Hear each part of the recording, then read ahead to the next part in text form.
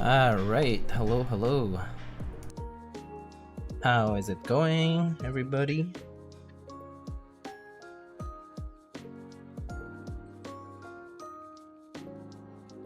Salutations. Salutation streamer, can you test the Bauer Lite by dropping it down from a high-rise balcony penthouse apartment? Not a penthouse, but it will definitely break. Mama Hoo Hoo, hello. How are you doing? Roar, 11 months, thank you. 765, hello. Ankid, ODM. Gabe, hello. Hello, Kawasugoi. Yuter, hello. How's it going? Hubert, how's it going? Bloody Easy, welcome. Would it though? It's over. I think anything over two stories would probably break it. So I definitely think it would. Jura Pika, hello. Shrek is God. Can you survive one day in the Bronx? I don't know. Nacho.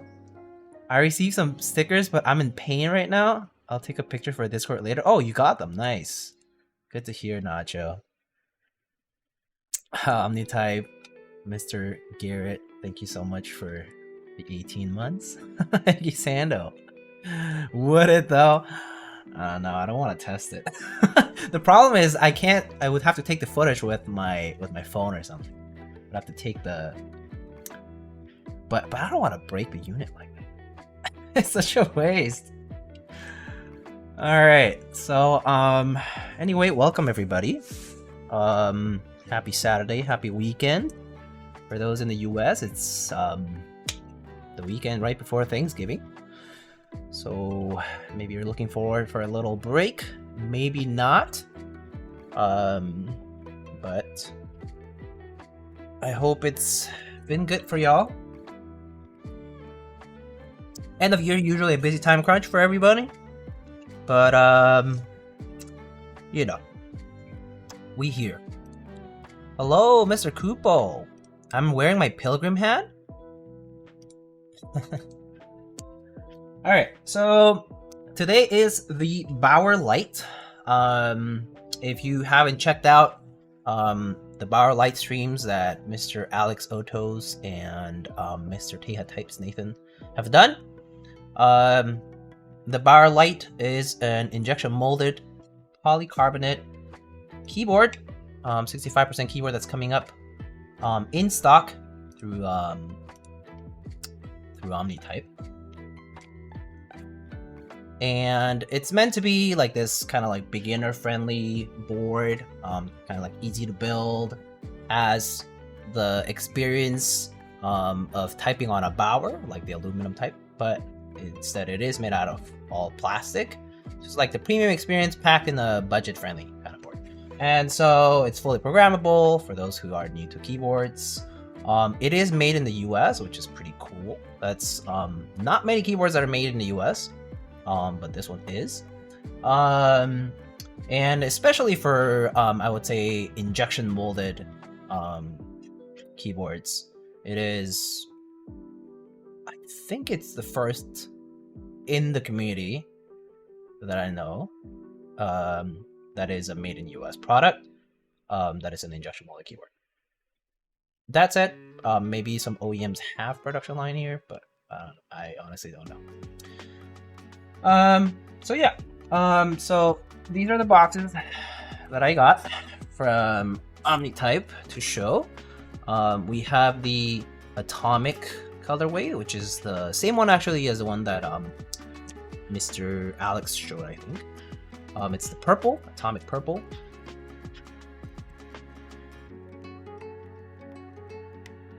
And that's what the keyboard looks like, right? It's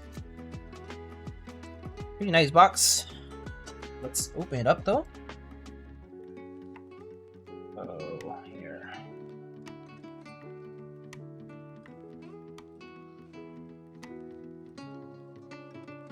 And we also got some extra tops extra top and bottoms, I believe.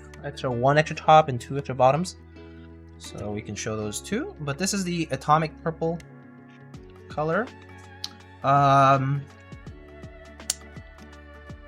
is pretty nice. Kind of has the little blurb that tells you what the product's about. Powered by QMK. It does not include keycaps, switches, and stabilizers, so you will have to purchase those. The kit includes the enclosure, plate, PCB, breakout PCB, which is a daughter board, plate foam, fasteners, and hardware, mounting parts, which probably is the Poron, tweezers, a Torx driver, and a build guide. Anyway, the side shows you the colorway as well. And yeah, this is designed in Alabama and produced in the USA. Oppenheimer purple. You know, the first time I saw that it was like atomic, I recently have been watching Eminence of Shadow, or Eminence of Shadow, like the anime. And there's a few like really cringeworthy scenes of this guy using that word, and it's like the one thing that popped up into my head when I read it. Yep, Alabama Roll Tide. All right, so you can just take it out from the box like that. Be simple. It's cringe on purpose. It is true. It is true. It is true. Eminence of Shadow. Alright, so the inner box is just all black, has the Omnitype logo all around, and it's kind of like, the top is kind of shaped like the Bauer, has this like curve, it kind of like grows bigger towards the middle, and just the standard box in the bottom. Open it up, you have the keyboard case, upside down. There is our, I believe this is pad printed logo, if I recall. And there's our Omnitype logo in the middle. And there's the top. You also can see that there are some like markings for like the design, the name, the serial. So every part is serialized. Including the top piece as well, but from the surface blasting, it's kind of hard to actually make out. So that's kind of nice because it means that the markings don't really interfere with the aesthetics. But it's a very, very pretty purple. Really like this. This would go well with a lot of key sets actually. It's like semi-translucent, it's like semi-clear. So it's like a tinge of purple and a good bit of translucency.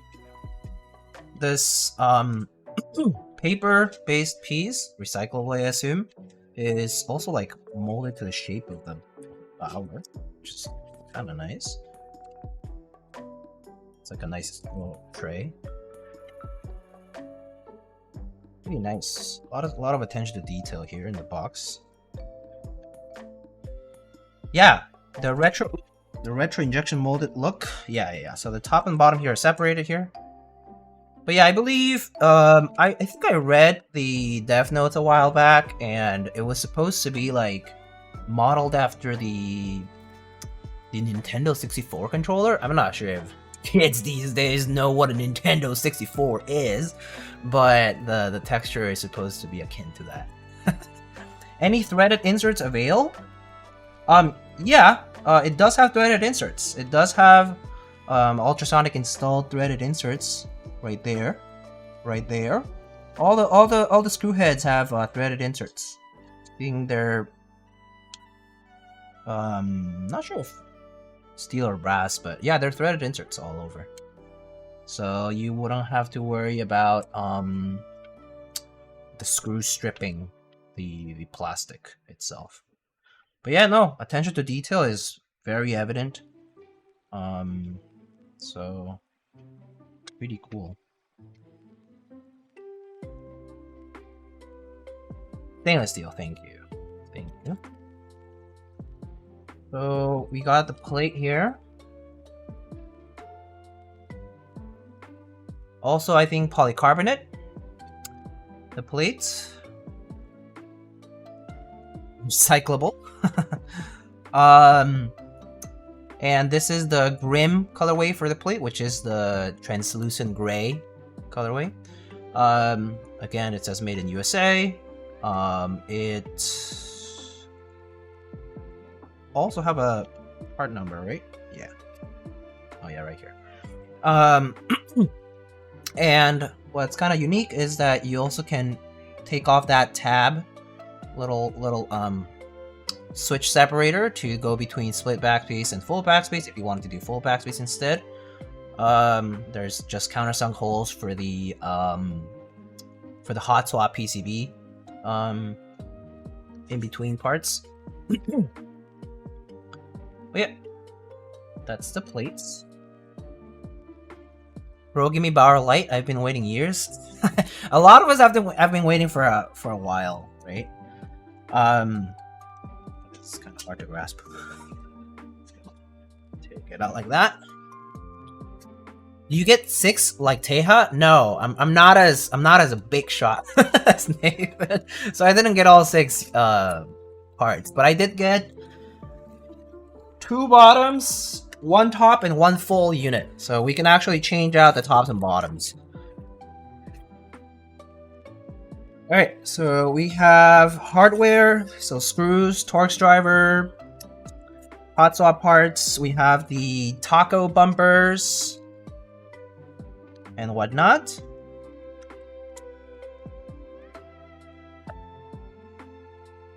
Mason, thank you so much for the 28 months. We have our Poron strips, as well as the feet.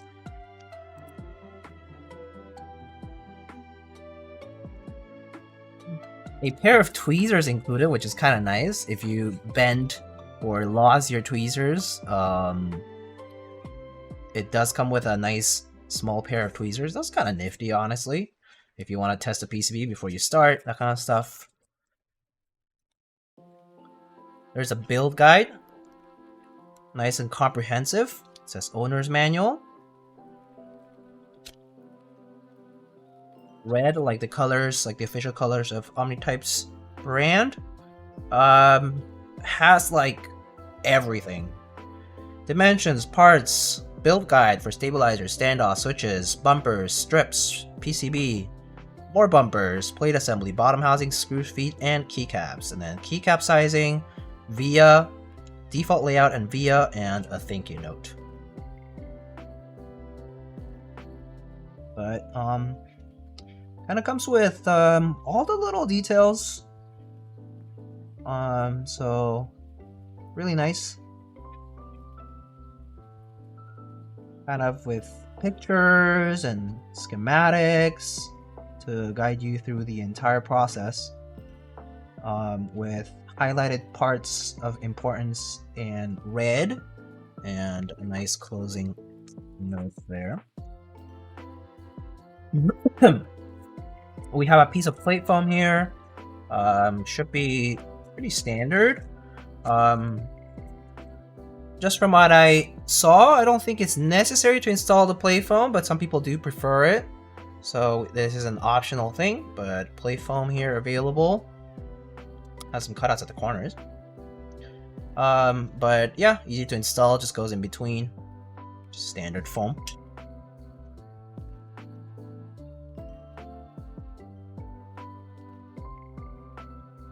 See, the manual is Moto Light themed. Alright, and we have the PCB. PCB is a Wilvatech design.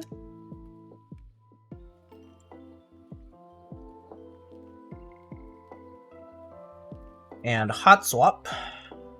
So we have our daughterboard cable here. Daughterboard itself is right here. I'll pick it out shortly.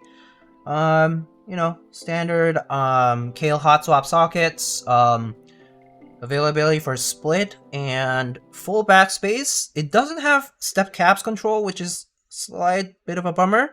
At least for me, who has a strong preference for step caps. And see everything 7U bottom row and 1.5U modifiers for the bottom row here. Split right shift, which is just 175, and the rest should be pretty straightforward. But yeah, these parts are also retroactively compatible with prior releases of the Bauer, so like the PCB, for example, you can use. It does support full backspace, yes. And there's our daughter board.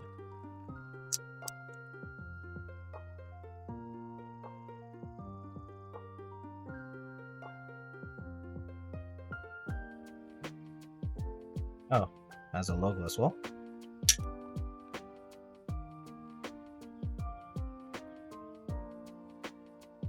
Drop test? Man, so much pressure to do this drop test. So much pressure. I don't know, man. I don't love drop tests, but last big drop test I did was for the Little Z, which was this all steel 60% tray. And that was like a while back. This was like at my old place with the old setup, old desk even, I think. But yeah, that was a long time ago. Alright. And put it up back together here.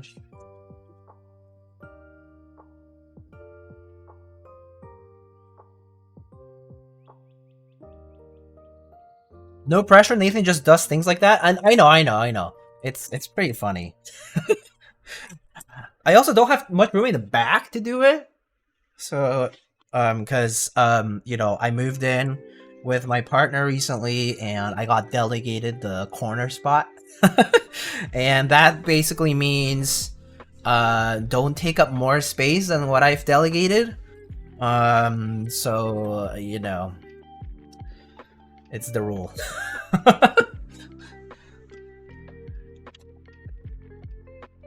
Is it microwave safe? Oh boy. Alright, I believe this is a bottom piece in Rouge, which is the translucent red. 2.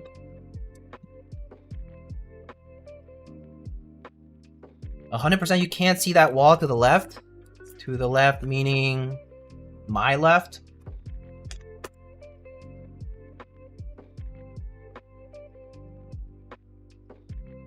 I mean, over here, I mean, on my right, I guess, there's not too much more space. I mean, it just leads to like the like the entrance hallway area. Okay, so it comes in a standard cardboard box. I believe these are add-ons available for $35 US. The starting price for the Bauer Lite is going to be $119.99, so $120, if I recall correctly. And $175 for the first edition, which is the white version that comes with that's modeled after GMK Minimal. Comes with GMK Minimal. So this is the Rouge. This is a translucent red bottom. Let's keep moving.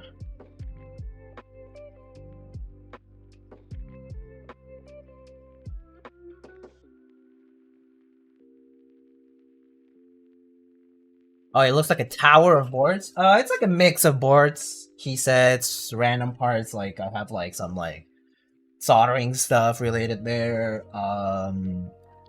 What else? Like, you know, stickers, some decorations. And then, yeah, there's like a lot of boards too. ELH Customs, what's up? Keyboard ship basically? Yeah, I mean, it's the keyboard corner, yeah. For the most part, yeah. Alright, so this one is the Seafoam green. Beautiful color. Love this. I really like this color a lot. It's probably one of my favorite colors for translucent stuff, especially. Got another bottom piece there.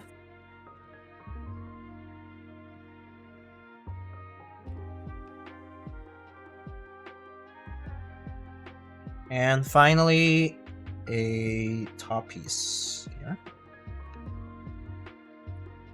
That red is so sick. It's really nice. I mean, like, I feel like translucent plastic stuff just has a little bit of a different magic to it. Just kind of looks really cool. It's kind of, you know, also kind of plays on the level of that retro, like, handheld console or, you know, smoked plastic look. So this one is the smoky black, or smoky gray rather, like dark gray. This is the Grim colorway. This is the top, also has the UV printed Omnitype logo, or sorry, pad printed Omnitype logo. And yeah, that's the top. So we have like 2 tops, 3 bottoms, and the internals.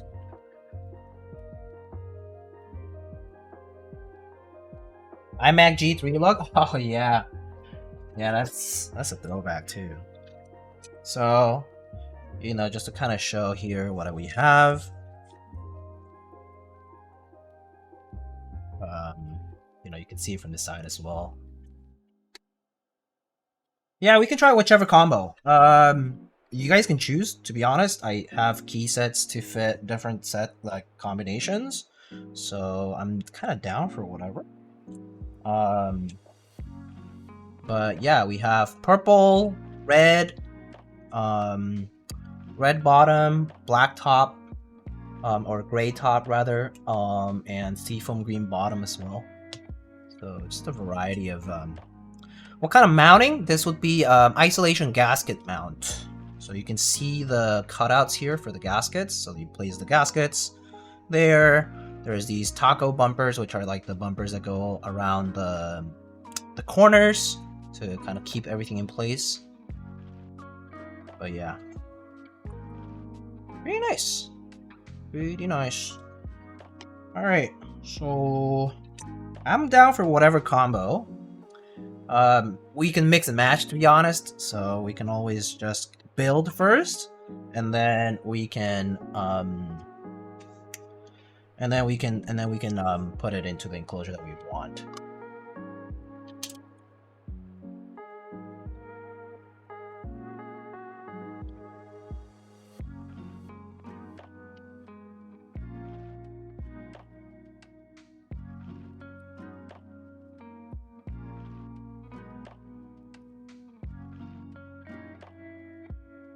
But yeah, we can get started. I'll just use one of these boxes here. So I guess first things first, as it always goes, I like to test my PCBs just to make sure it works.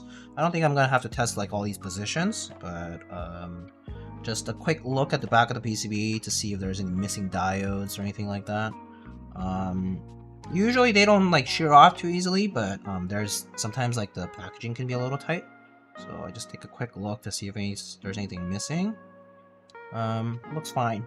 So, and then gotta plug it in to the PC. So I just like to plug in the JST connector here, grab a spare cable. Do you know when it's available for purchase in the US? Mr. Garrett can also reply, but it will be in stock pretty soon. Alright,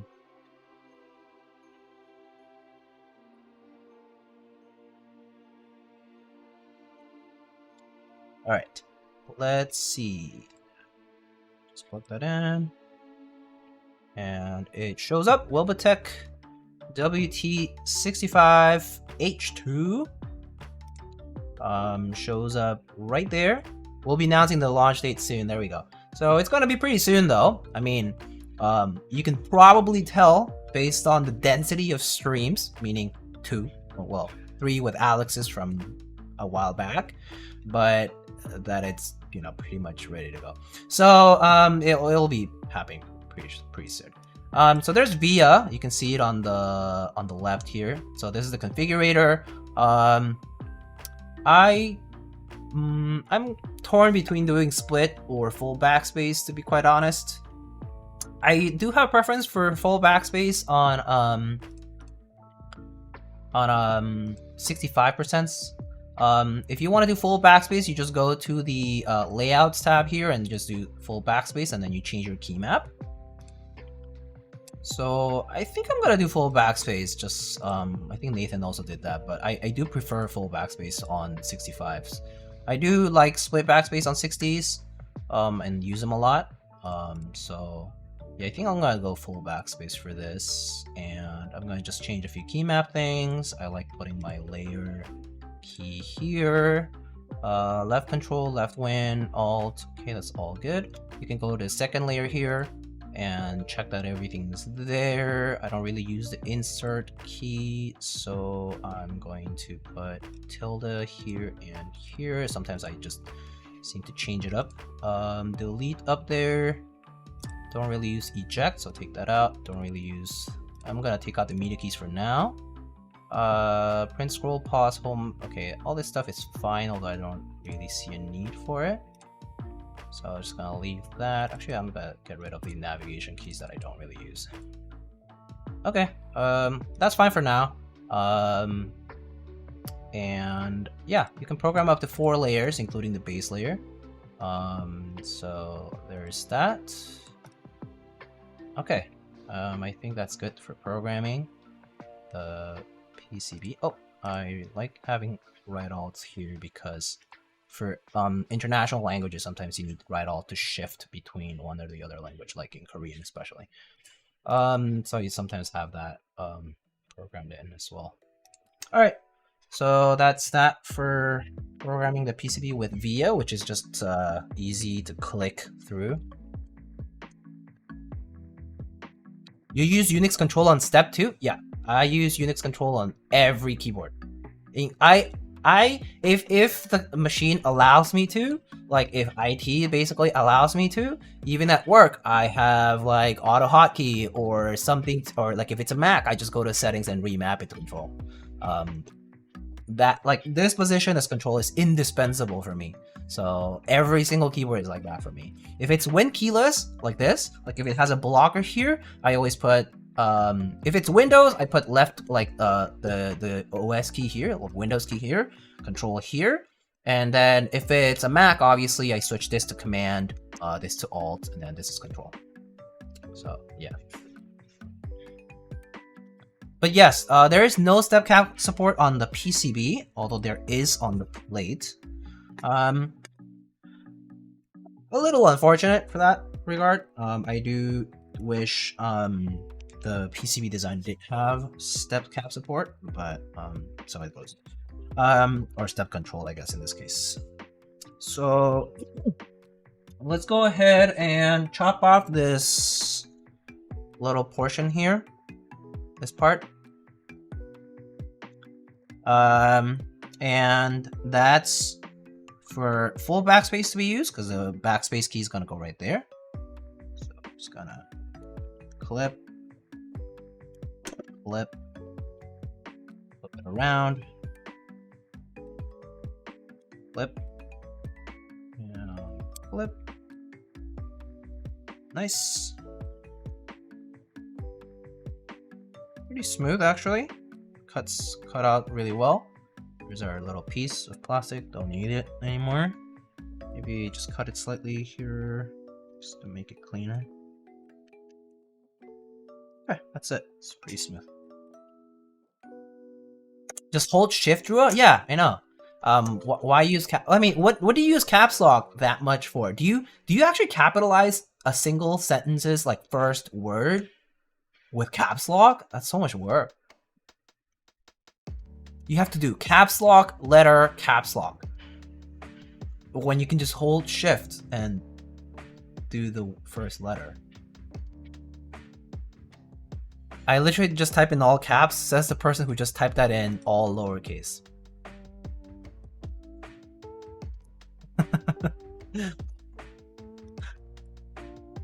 You definitely seem like the type. Anyway, pretty cool. The logos on the PCB line up perfectly with the plate. I remember the first Bauer. This was a little fun little Easter egg.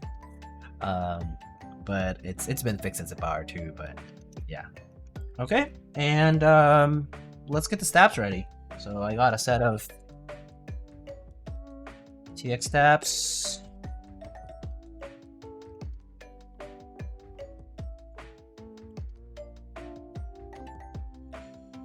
You gotta be insane to capitalize first letters with caps lock. I know people who do it though. I actually do know people who do it.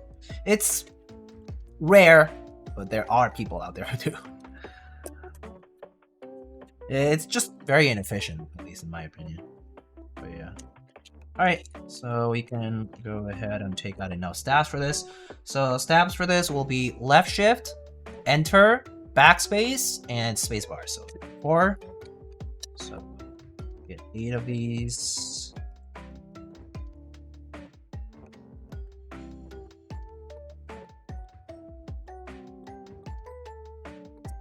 You know, I should have had a bigger snack earlier. Kind of getting hungry again. I did have like breakfast-ish, like kind of late, but I guess it was not enough. So 3 2Us and 1 7Us spacebar wire.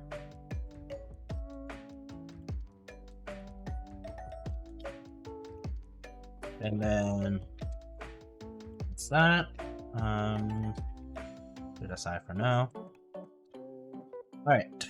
So for TX AP stabs, I do like breaking the clips in a little bit because they do run a little tight. So I just clip them on to the housing like this.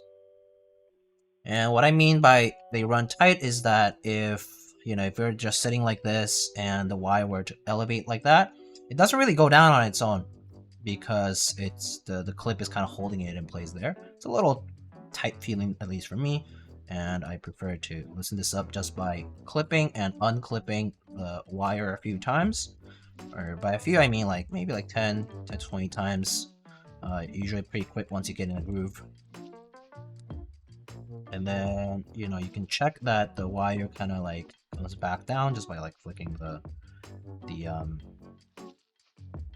insert, the housing like that. Good enough. Do the other side.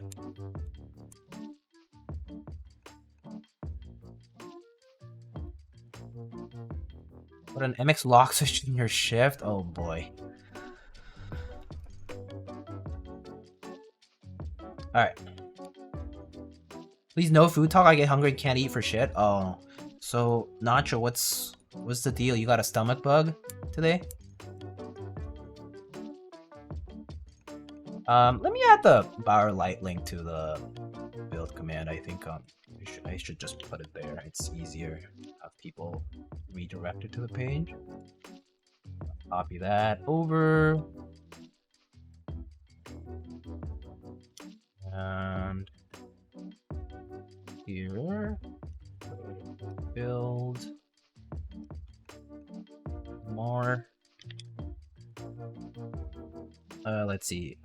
Release date announced soon. More info.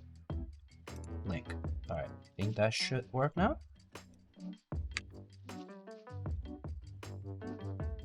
Perfect. Perfect. All right. So, if you haven't seen the website, I can just show you it. Looks like that. That's the website. Will launch in stock next week. So there you have it. If you're wondering when exactly, it's gonna be next week. Sometime next week. The exact date will be announced pretty shortly. Exact date and time. Release date colors, first edition, which is the white. There's Ghost, which is translucent clear, Grim, smoky gray, Atomic, which is the one we have here, it's purple, Seafoam, blue-green, and Rouge, which is red, made in the US.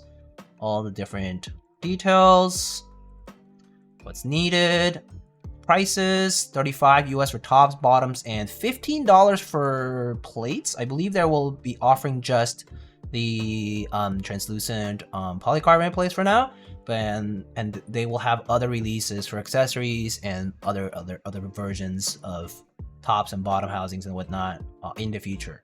They'll have like aluminum plates and whatnot. So yeah, and the white one does come with GMK Minimal. I thought it was a pretty ingenious strategy. For those who kept up with GMK Minimal, you realize that there was a whole palette of GMK Minimal 2 a while back, where there was that wet tray GIF coming out of it. And so a great way to have all these bundled keycaps. So we have GMK Minimal 2 coming with the first edition. It's you know, coming with the set. So, but yeah, a cool release. And you know, VS stuff, breakaway backspace, which is what we just talked about. Regional partners, kind of important if you don't know. Omnitype here in the US, Desk Hero in Canada, Blotsky in the European Union, Prototypist in the United Kingdom, Daily Clack in Australia and parts of Asia, and then iLoom KB for also covering the greater Asian region. And disclaimers, just doesn't come with keycaps, switches, or stabilizers. Pretty cool. Oh, I like this controller. That looks nice. But yeah, nice pictures. Yeah, no, cool website. And then there's also the dev doc, if you haven't seen it, which basically goes through all the little details, the development of the board, and like by date and everything. Super nice. But this was available for a while. It's always been through their ClickUp document, which is also you can also read through if you would like. I can link it in the chat, but yeah.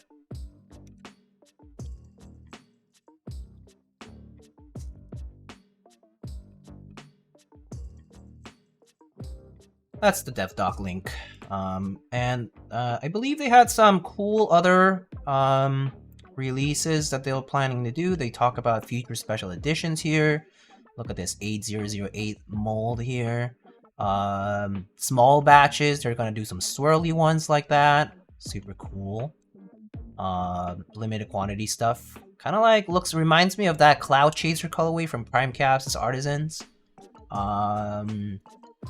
I think they also had this like Miami kind of colorway, or maybe even Moto Light kind of accents colorway, but nice, more vibrant colorway types. But yeah, they'll have other colorways in the future. So this first release is restricted to these 5 colors, and the first edition. So yeah. The Miami one looks pretty nice. Yeah, I would. This looks sweet. All right, let's get back to it. And yeah, for the base kit of Minimal, or like the kit of Minimal that comes with the first edition, it will be enough to cover the Bauer and some extra compatibility keys, as Mr. Garrett just clarified. What keycaps set do you recommend for the purple one? Oh, so many key sets. I'll start from like Tuza, DMG3, or DMG in general. There's Dracula. Later on, like there's gonna be Symbiote, NTD, which is also the like Nintendo inspired one. Yeah, there's a lot of purple key sets. Like maybe like even if you want to go something lighter, you could try like Lavender or like Frost Witch. Might be a little on the light side, but I mean, if you want to create some contrast, that could be a good alternative. Maybe you could try Digital Nightmares, Future Funk, Taro. What else? What else? Maybe even Hallyu, although it's more on the bluer side. Hallyu, I think it's also good. Laser, pretty old set. Kohai. What else is there? Purple one. Dolch, I mean, you could try something gray. Yeah. Neutral colors will always go with colorful boards. Just in the sense that it, well, neutralizes the accent a bit, and so the board itself becomes kind of like the highlight, and the key sets kind of mask a little bit of the rest. You could try like muted with accents, like the purple accents. That could be a cool combo too. What else has purple in it? There's Purple Knight. How could I forget? Purple Knight. Regal, I think, is another one.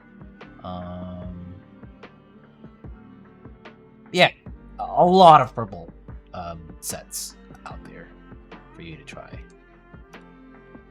Astra Light, and that's another set that I don't have, but that should be also pretty nice.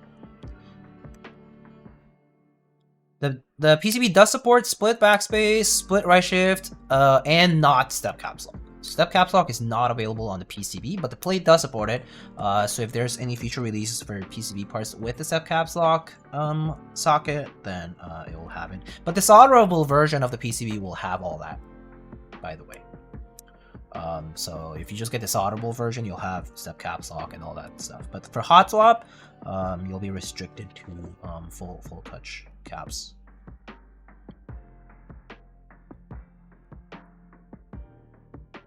Nuke data to commit for extra Oppenheimer points. You're really on that Oppenheimer. Atomic.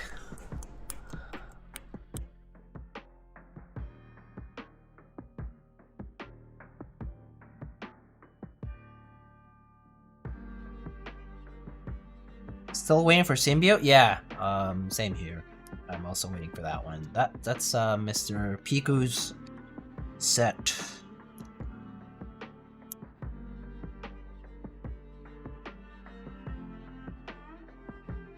Looks like a watermelon? Huh, yeah. Oppa Hyung.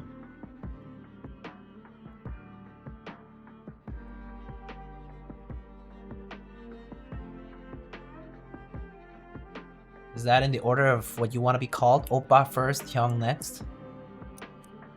We'll just all call you Oppa instead.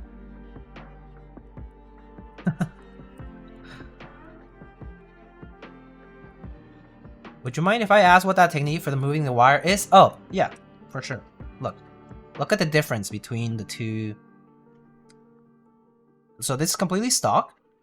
If I put the wire completely stock into the clip, for TXAP stabs only, by the way, other stabs are fine. Don't really have this issue. But for TXAP stabs, you can see the wire is kind of held very tightly. So the wire just kind of stays up or down, whichever way.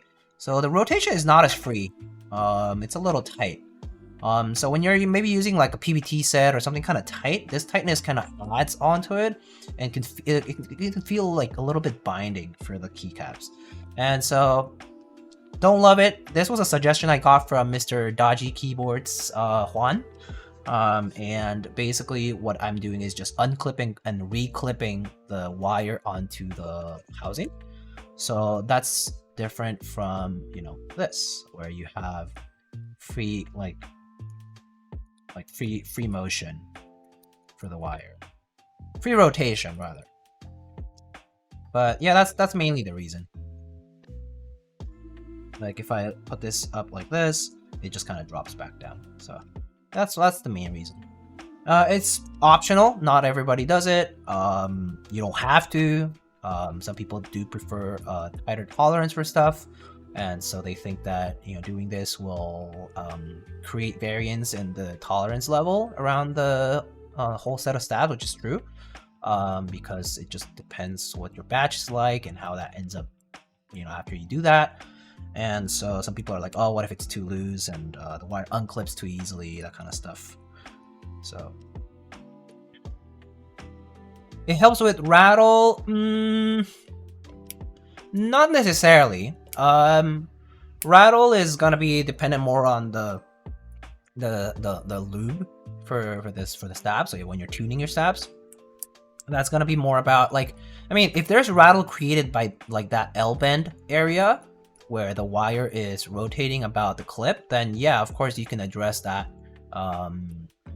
either by loosening or tightening that part, or maybe adding more lube in that area. But usually ticking and rattling will happen at the end of the wire for a lot of the cases, where you have a little bit of space between the end of the wire and the top of the inside stem, and that's going to create rattle a lot of the time too. And sometimes you get a little bit of ticking from keycap sets fitment, like if the keycap is a little bit warped. Sometimes you get a little bit of ticking from that. So there's like a variety of reasons why you can get ticking or rattle from your stabs, and you just kind of have to address all of that as it happens. You do your best effort to lube your stabs, and then you address the rest as it goes. If that makes sense.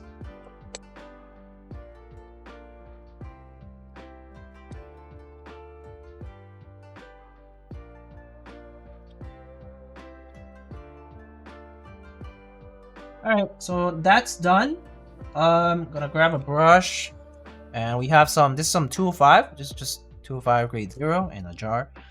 And I'm just gonna lube stabs.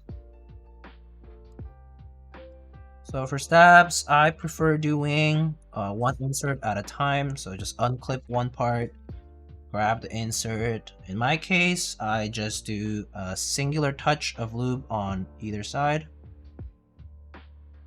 Just like that, just enough to not be completely bare, at least for my preference. Some people prefer completely bare, no lube at all on the side. That's all personal choice. I do prefer the stab to be a little bit more on the lube side. I usually put some lube on the interior of the stem here, where the wire is going to touch.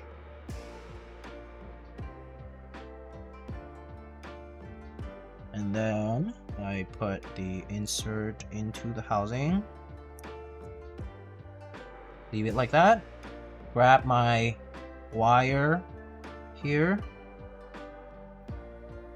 Is this just for TXAP? Yes, this is just for TXAP. Yes, the unclipping and reclipping thing, yeah, only for TX stabs. Specifically TX stabs that have that clip that's pretty tight. So, if your batch of AP stabs doesn't exhibit the problem, don't do it. If it's not a problem when you're using your stabs, then don't do it. But if it is, then you can do it. You assess the situation as it happens. Why use 205 on stabs? Because that's my preference for lube on stabs. Some people do dielectric grease, some people do BDZ, XHT BDZ. I prefer 205. It's kind of like, for me, it's the perfect middle ground between too thick and not too thick. And I personally don't like XHT BDZ in general. It's too viscous. It kind of like paints whatever parts you apply it on. It's just personally less control for myself to use it, and so I prefer 205. 205, it's also easier to reapply, easier to clean. So yeah, there are several reasons for that. And so I prefer 205 for all my stabs. Cherry, Durock, Stabies, TX, doesn't matter. I use 205 for every single stab. I did use dielectric grease or like PTFE based super lube for a long time too. This was like before 205 was a thing. 205 G0 was a thing, and that was also okay. But this was like 5-6 years ago when I did use a lot of more dielectric grease and super lube.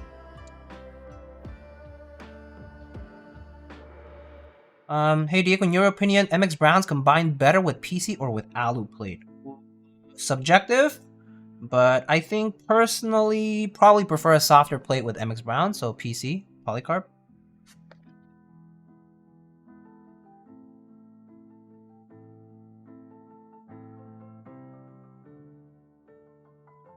Some water.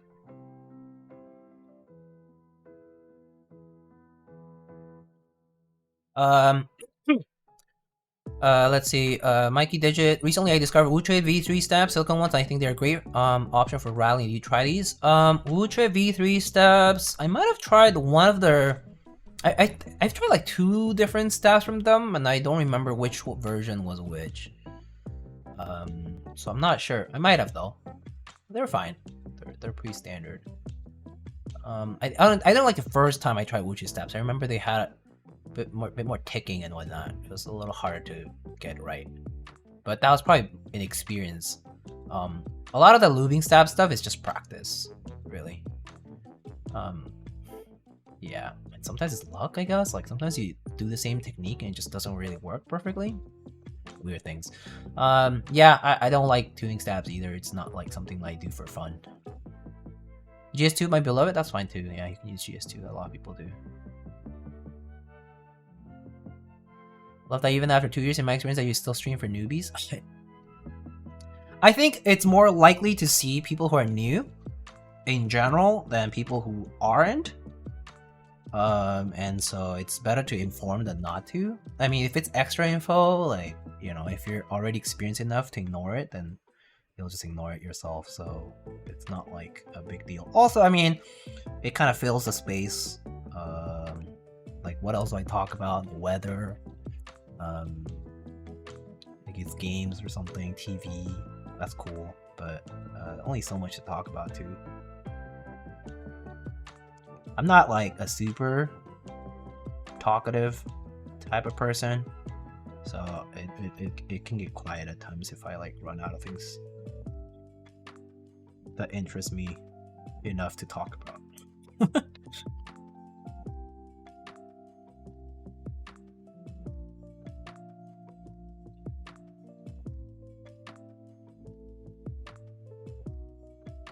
Heckie's thin? Oh wow. Boomer. The mixes? The mix Crytox lube? That is some old school stuff.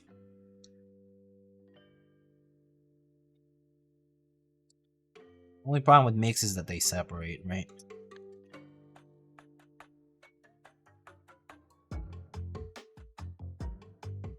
Left alone with your own thoughts? Yeah. Or more like empty-minded, no thoughts. No thoughts.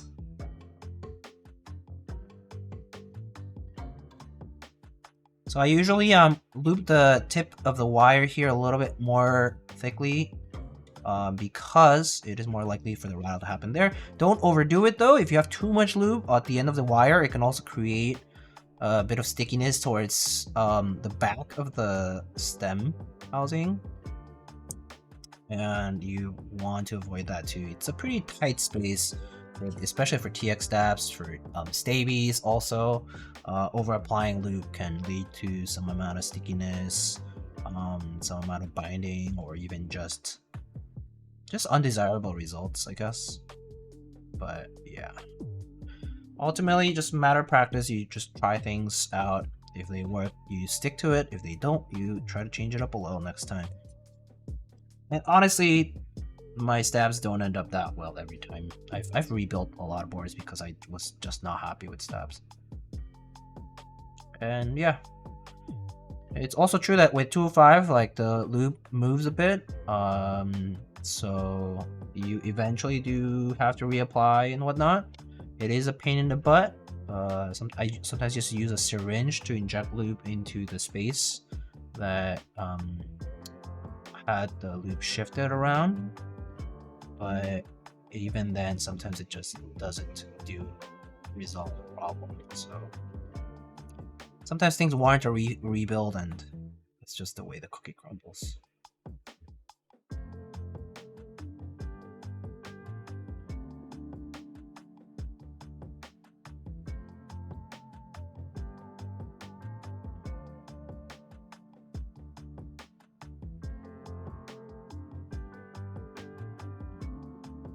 Why get Crytalk mixes when GS2 and GS1 exist?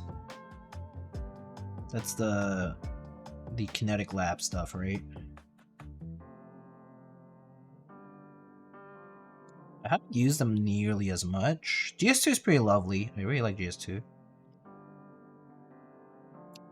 GS1 nice also if you wanna do something lighter.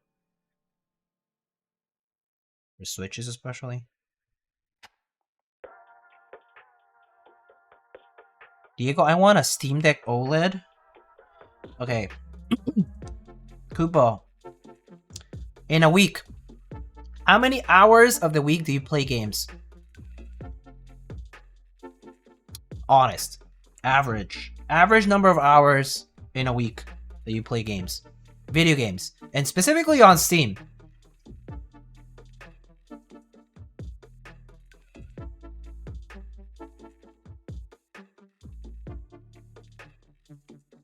"70 seconds. That's how long I last." Like, what? I mean, see? So the answer is you probably don't need it.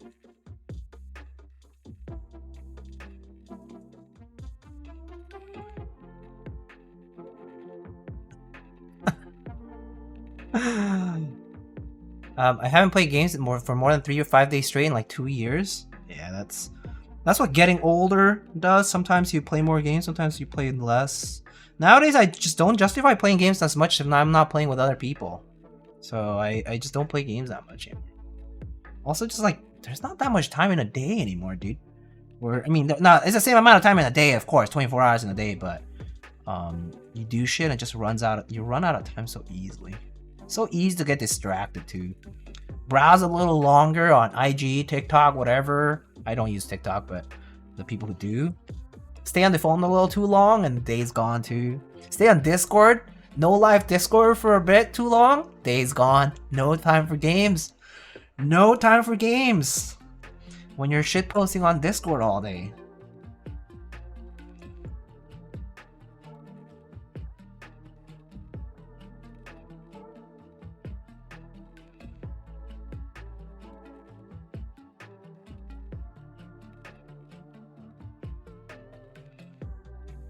A game interested in doing an open beta right now and it's been fun? A game you're interested in, I assume, is doing an open beta. What type of game? This week is the most amount of gaming I've had in a bit. What kind of game is this? Depends on the style of games now. I really don't play that much anymore. Pretty much, couch party games are fun always to play, like either with friends or my partner, or like whoever else. Occasionally online stuff. Sometimes, yeah, it depends on the game. Like kind of like Deep Rock Galactic kind of stuff, you know, like stuff that you like co-op or play together with.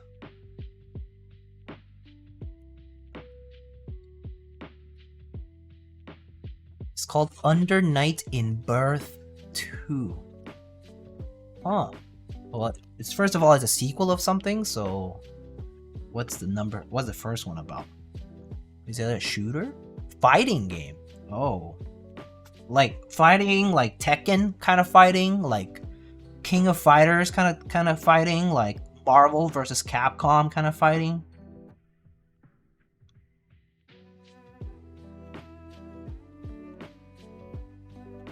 Weeb 2D fighter.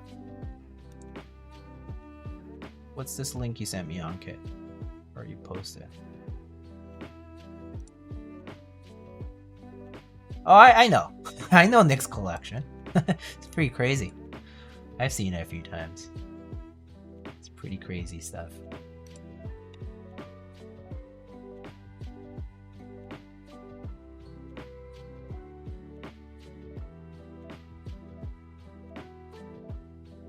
What do you think of the Tomo board? Nice 75%. O-ring and top mount design, right? Works pretty well. Sounds pretty good. Depends on the build. But I mean, nice board. Is it up your alley in terms of aesthetics? That's the bigger question. Usability, aesthetics, that kind of stuff. No, it's a fine board. You can get it for cheaper than retail nowadays in the aftermarket too. So, not a bad choice if you want a 75% of the type. Comparing it to others, it's fine. It's a nice board. There's a lot of them out there too.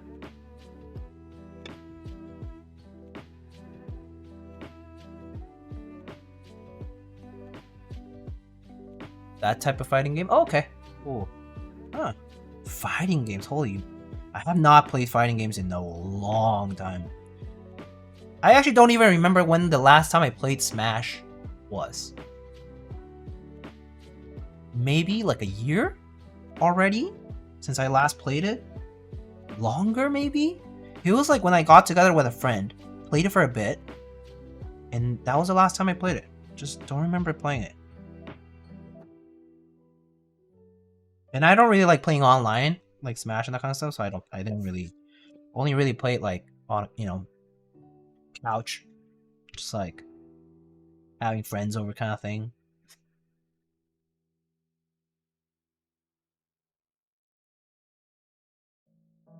Yeah, I mean, we used to play like Melee, Project M, and Smash 4 a decent bit, but yeah, that time's long gone now. I don't really play them.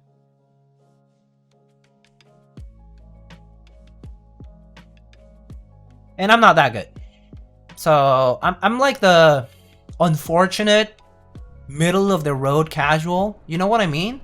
Good enough to beat complete casual, and too bad for anything remotely competitive.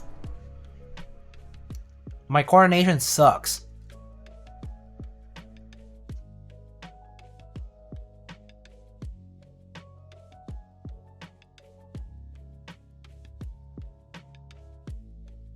So yeah. So it was always like that like point where with some friends I just can't play. They're too good. They're just too good. Like there's no way I would ever beat them. They're just too good. They just read me like a book. And a bunch of people with whom I can play, but it doesn't get as competitive, so it's just like it's fun. Party fun, but that's about it. So I kind of gave up on it. But that's me in a lot of games. A lot of games, I'm like right down the middle, and it gets boring because of that. Because I don't want to put in the time to get better, to be honest. Not like I want to do competitive. Don't really care for it. And I also, you know, just want to have fun. So it's like I'll rather change games, switch games to something I can have fun with other people than try harder to get better at this one game. Did Diego call Smash a party game? I mean, you can make a party pretty fun, to be honest. I'm not sure about you, but my friends are kind of nerdy and shit. So like we back in college, we would do that a lot. Go to like a house party, drink, whatever, bars, whatever, and then come back, have some late night food, turn up the TV and play Smash. Or like FIFA, or you know, any game. But Smash was a big one for sure.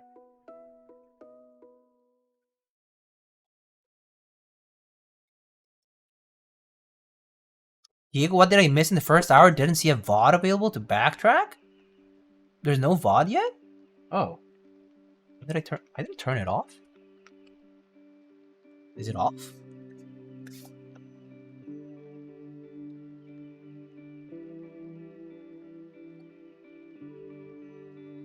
When I play against someone that uses the shield correctly, I know I'm screwed. Yeah. That's a good measure. When you can see how they move and they also use shield very well, and yeah, it's game over.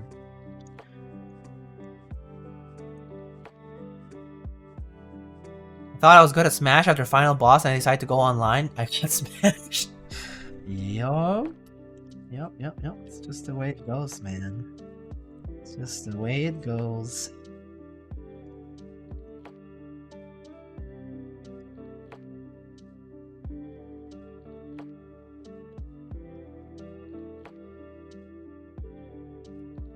Herbie Dombie spam. Classic spamming. Or like Captain Falcon spamming. In general. Or you know, you play Ganondorf for fun. Try to get them on the down A, that kind of stuff. Who do you main? Depends on the game. Depends on the game. Played a lot of Marth for like Melee. For Project M, I never got too much into Project M, so but I think I played like Mario a lot actually. Well, I was like mediocre at it. And Link, also mediocre at it. For Smash 4, I played with Rosalina for a while, and then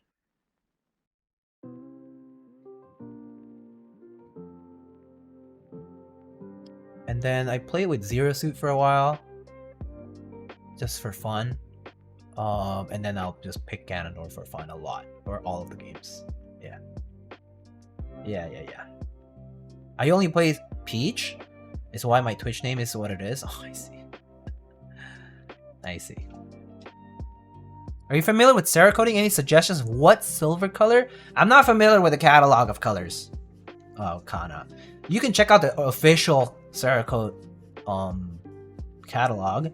Actually, Space Cables, who right there, Space Cables, who is they're an official Cerakoter in the US, so you can actually consult them if you're interested in doing Cerakote with them. It's a bit expensive, but it's they can probably arrange something with you. But they know the catalog really well because they've been doing it for quite some time, actually. All right. Maybe I'll install the Hotswap socket stuff, because why not?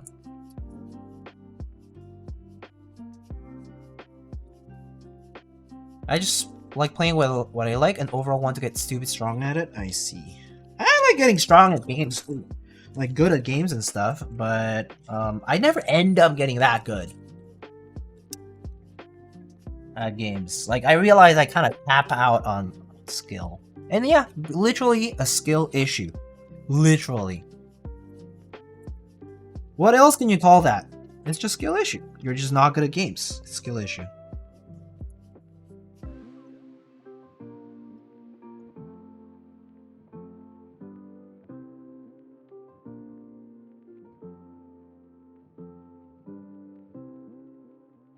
Let's see. I'm gonna just check the build guide just to make sure I don't get the screw sizes wrong.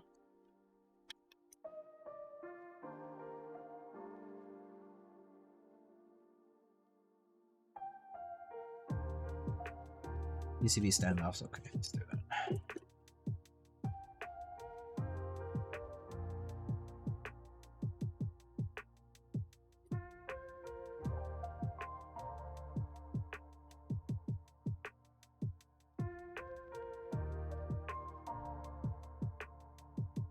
Oh, damn. Omnitype with the 10 gifted. Thank you. Thank you so much. Melee play Fox, Brawl Pit, Smash 4 Pit, Dark Pit, and Ultimate Dark Pit again. Oh, wow. A lot of pit. You could say you were pitted into the arena.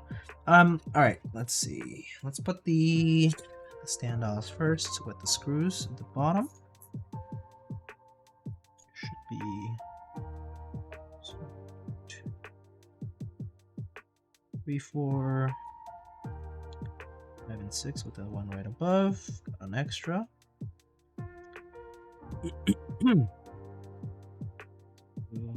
3, 4, 5, and 6. Let's see, T6 and T10s. T10 and T6 here.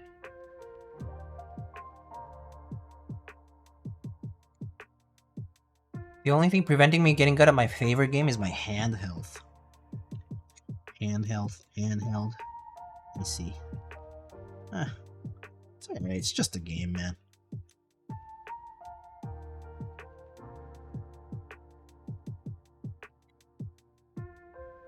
Where's the case? A case over here. I can show you on the other view.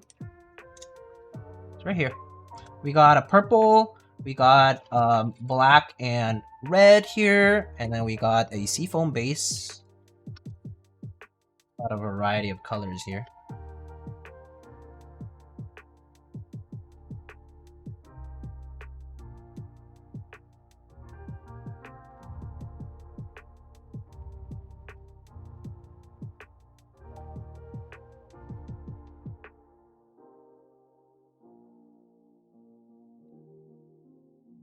Black and red.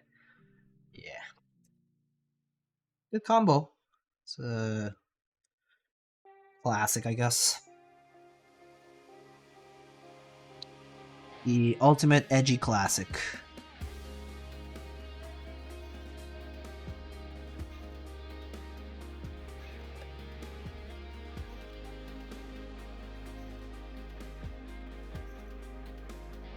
Are you trying to test the durability like Teja did? I mean, well, he already did the testing, so why should I have to? I don't want to destroy the board like that, but I mean, I guess it's funny. Melee is fun to watch, yeah. I do enjoy watching competitive fighting games. Always fun. I mean, same for like, you know, Street Fighter, that kind of stuff, like Evo and like those kinds of tournaments too. They're pretty fun to watch. I enjoy those too.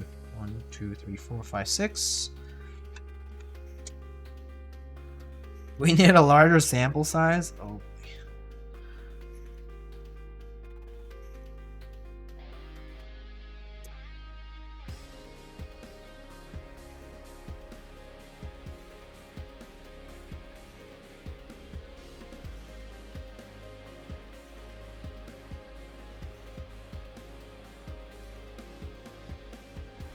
I love Smash tournaments. They're my favorite esport to watch. Yeah, I would say, like, honestly, fighting games are more exciting to watch than almost any other games. I don't really love watching FPS games. League of Legends, like, you know, MOBA, that kind of strategy games kind of stuff. Also kind of whatever to me to watch a lot of. Not the same kind of excitement. Like, the exciting parts are when, like, the teams turn around the game a little bit and that kind of stuff. But it's like, you kind of expect it a few times. It's like watching a soccer match where you like see it coming and then it just happens and you're like, whoa, and then, you know. Fighting games kind of like a lot of tension through and through. So there's that.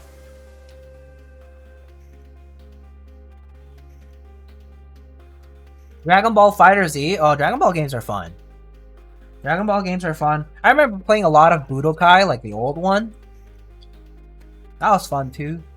Back in the day, when I still had a PS2.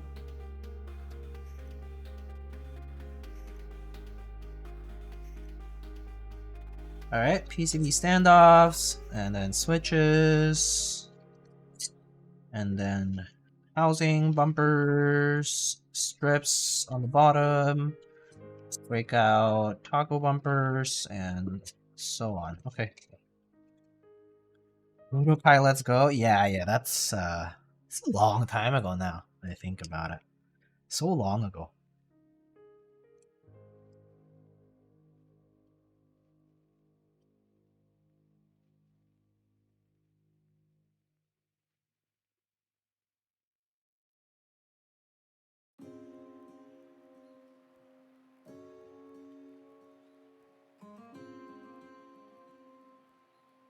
Alright, let us put some switches in to the stabilized positions especially, so that we can test accordingly. I do wonder if these pins are a little too thickened from the desoldering. I don't think it should be fine with them.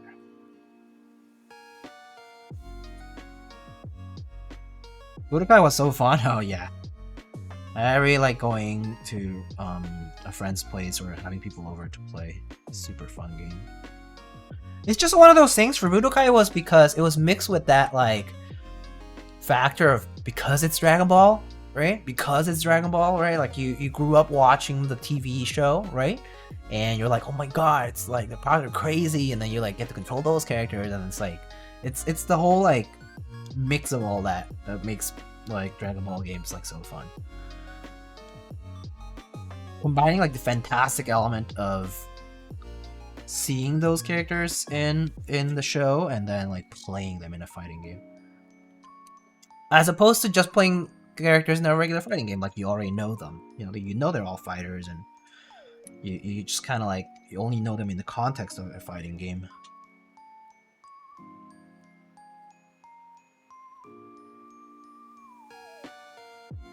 Nobody loves Goku, Kakaroto more than Mexico. That is true. That is true. Oh man, that really brings me back. Rewatch so many episodes, man, because that's what national TV had to offer for a long time. I'm not seeing, and then it was obviously like on Cartoon Network and stuff, or if you had cable. But yeah, back in the day.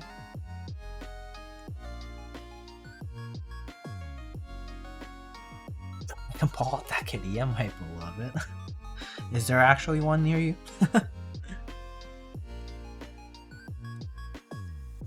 Right.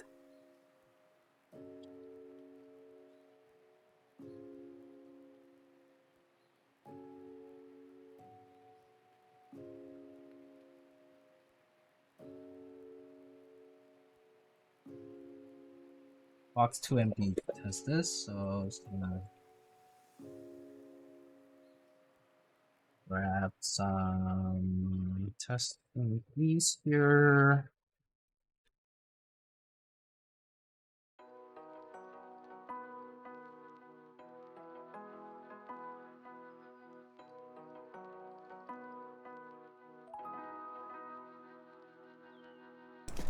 Okay.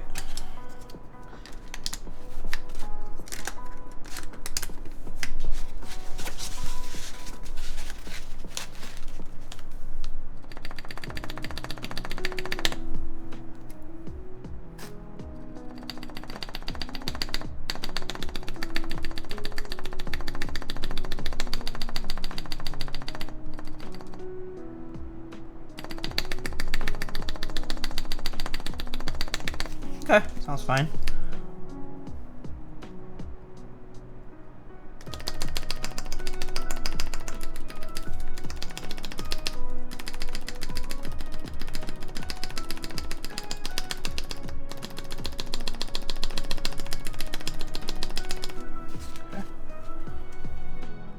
I never liked Dragon Ball except this goofy dude, Mr. Satan. He's my favorite. He's the one of the best comedic reliefs for the whole show.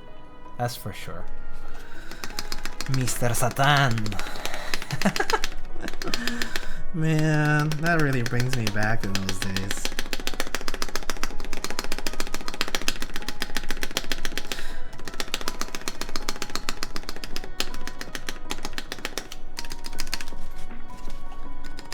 Never cared for Dragon Ball? That's fair. I mean, a lot of people don't. I think it's also like different era kind of thing. When you were born and like what kind of cartoons were available at the time, that kind of stuff.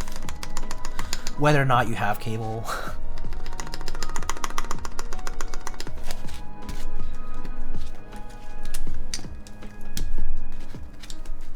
Not Sudaka enough for me. Played an okay amount of DVFZ. Just waiting for it to get its netcode overhaul. It's been over a year.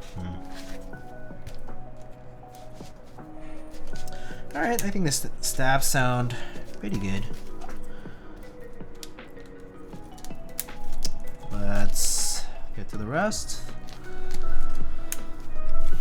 All the kids I know were into Dragon Ball. I mean, yeah. I mean, it's super popular, so... The Cell arc is undefeated? Yeah! Gohan Super Saiyan 2? Bro. That whole transformation and the father-son Kamehameha is like... Fuck.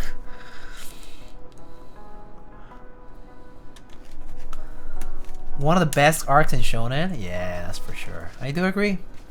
I do agree. It's one of those things that just stays in your memory. I mean, if you like Dragon Ball in the first place, Dragon Ball Z. But yeah. Yep. Best version of Gohan? Oh yeah. for sure. Gohan turned too mellow and unfortunately boring later on.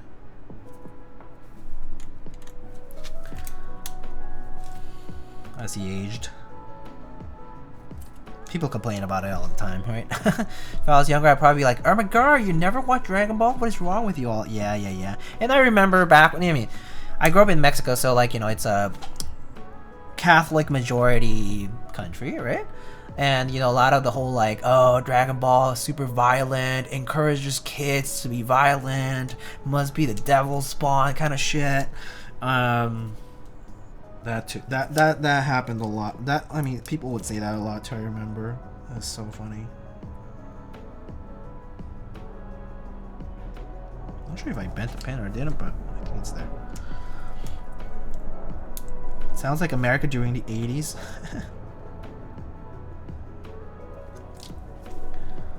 Dragon Ball satanic as fuck? Yeah, of course. All the yelling, bro. All the fighting and violence. Mr. Satan? This must be a pact with the devil. It's a pact with the devil, man.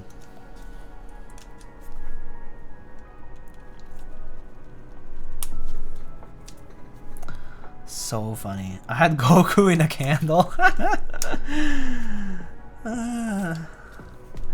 Back in the day when people came up with conspiracy theories like, oh, power over 9,000, you flip the number around and do this or whatever trickery, and it's 666, number of the devil. God, no. Our kids, we must save them. But also, if you don't forward this email chain to at least 35 people, then you'll be cursed for 7 years. So, yeah.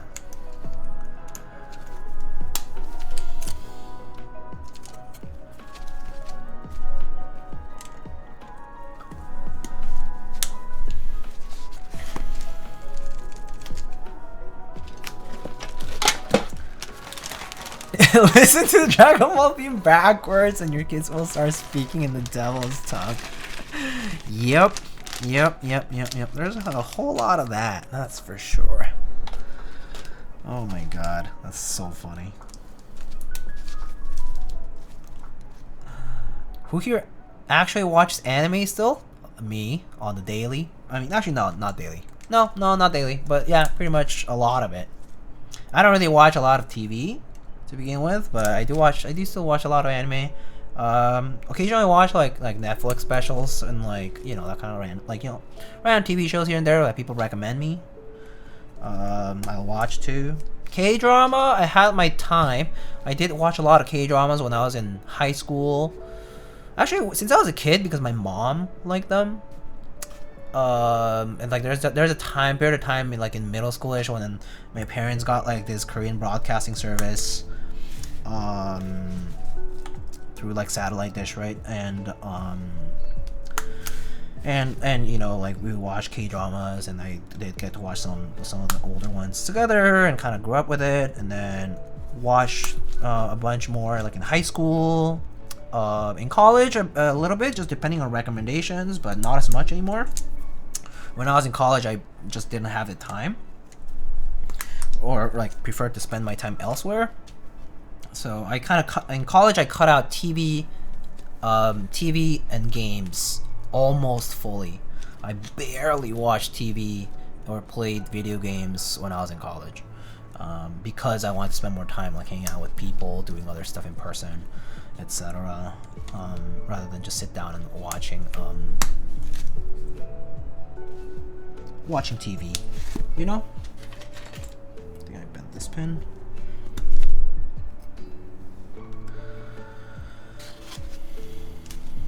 I wish I had that sort of willpower. Yeah, no, in college I really prioritized hanging out with friends, doing other stuff, going out, parties, or hanging out, just socializing, or even like, you know, just chilling, you know?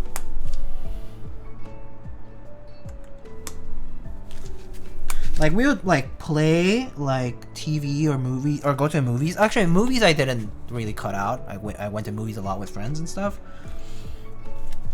But It had to be very intentional, like hanging out with friends to watch something, that kind of stuff.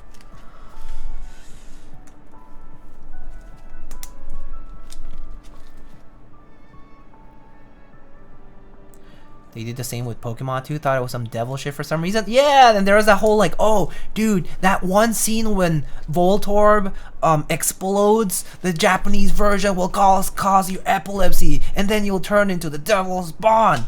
There was a whole lot of that too, I remember. If you watch Pokemon the movie, it will inspire evil feelings in your children. Don't let them go watch it. Do not give in to temptations.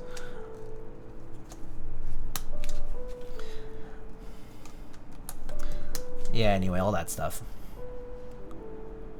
VTubers replace a lot of anime for me. Oh, I'm not into like VTubers at all.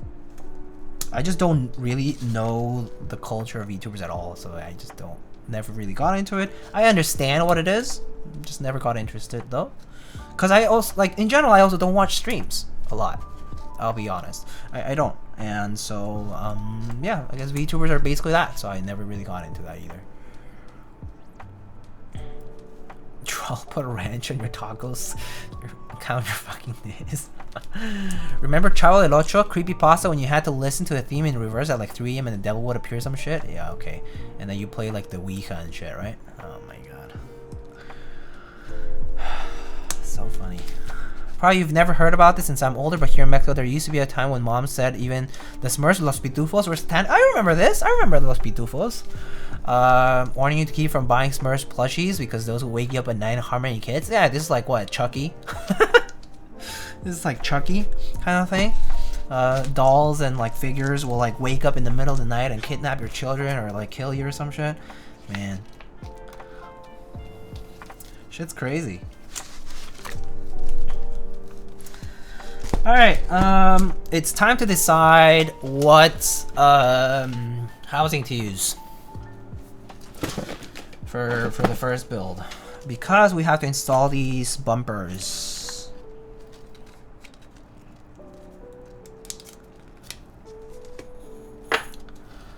So if you have something in mind, you can feel free to suggest it. Gray top, red bottom, should we do that? Yeah, that's a good combo. Pretty solid combo. And definitely not one shown before. I believe Nathan did the green one, the botanical one, and Alex did the purple one, as well as the. Did he have a white one too? He had two, right? He had two different builds. Not sure if it was the same board, but yeah, he had another one. I don't remember which one it was exactly. There are enough Poron strips for 2 bottoms? Ooh, okay. They're only 2 feet. Oh, it's okay. It's okay. We'll figure it out here. All right, so these are the donut bumpers. There's 8 of them, and they just go in the non-tapped holes here in the top housing. Just use tweezers. 6 of them at the top, 2 of them at the bottom. Or green top, red bottom with a watermelon. That could work too, actually.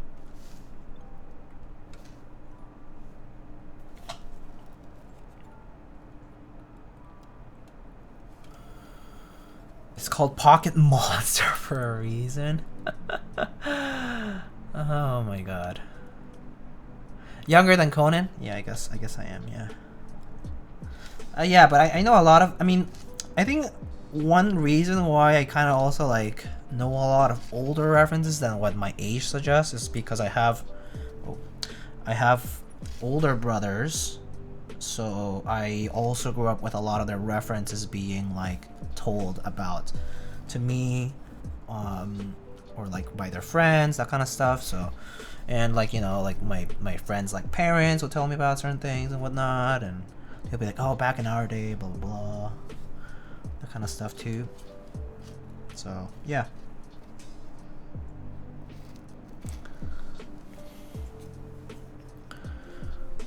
Your Honor, the defendant says you can thok an MX. We're pleading for insanity.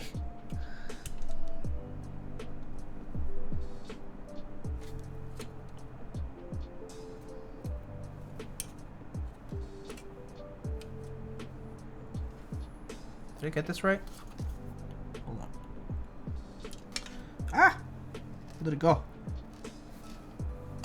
Oh, I need to rotate these bumpers properly. I didn't get that perfectly right. Some of them I did, some of them I didn't, but I'm gonna double check.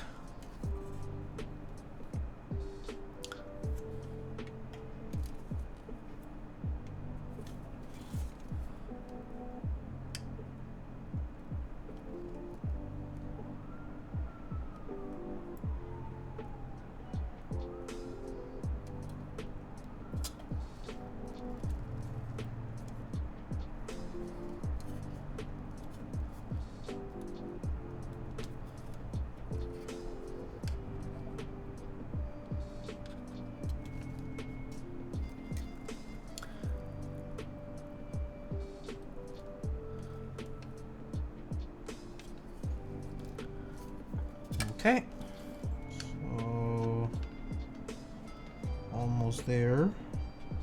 All right, nice. We got most of these bumpers in the slots.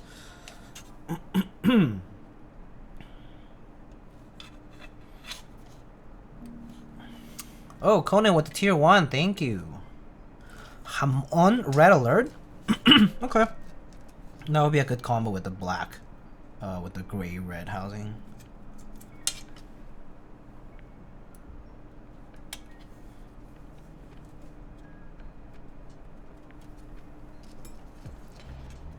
Okay, I think that's right. Okay. And we got isolation strips. So we'll take this housing and take our strips here.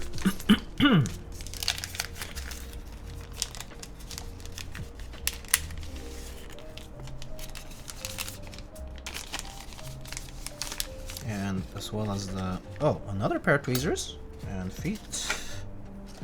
Actually, no, this is the same pair of tweezers, right? I just didn't take it off fully earlier. Yes, I'm just using my own here. I see. All right. Let's put the longest ones first. Oh yeah, there is enough for 2.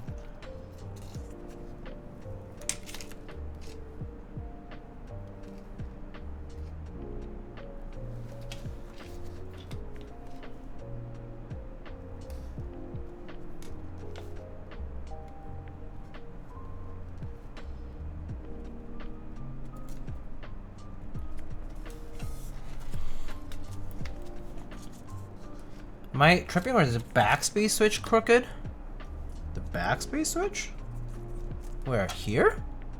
Maybe it's just a film, but it's fine, I think.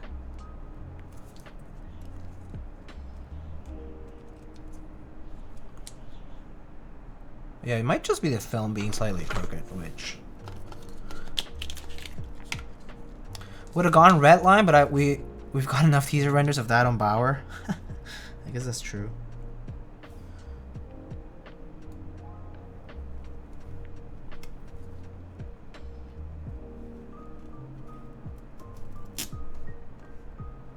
So I remember reading in the dev notes that they switched from neoprene to Poron strips because these guys stretch less, like when you take them off. Like, you know how like you can, like these can stretch if you like pull too hard on them? But Poron is a little bit better with that.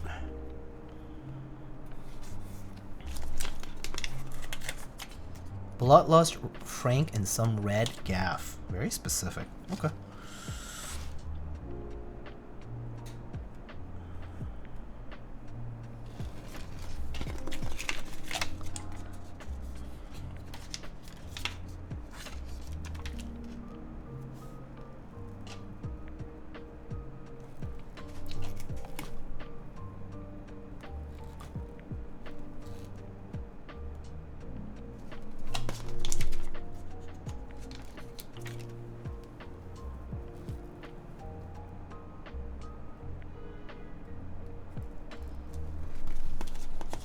Okay. Sweet. Okay, so breakout PCB. Actually, just gonna test the board since I already seeded the switches. I can just go ahead and test the board first. Here. At this point.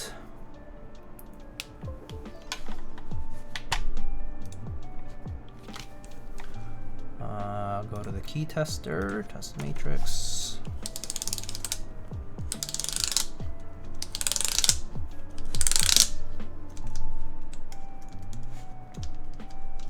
Alright, that's it.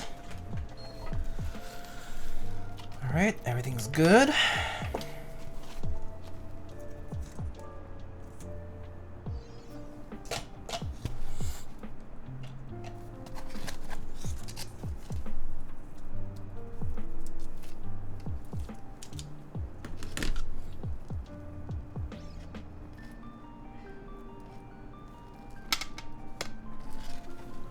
Screws, put them over here.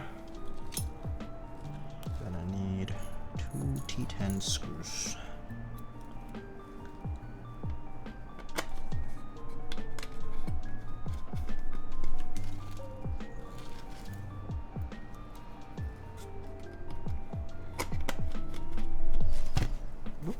Okay, nice.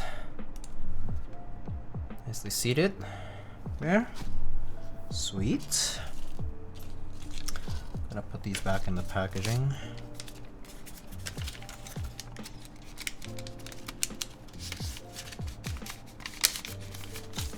Let's put them there for now. Okay, taco bumpers. They go on the plate assembly. So we're gonna take these guys here. Put them around the corners. This is just so that the alignment of them is good.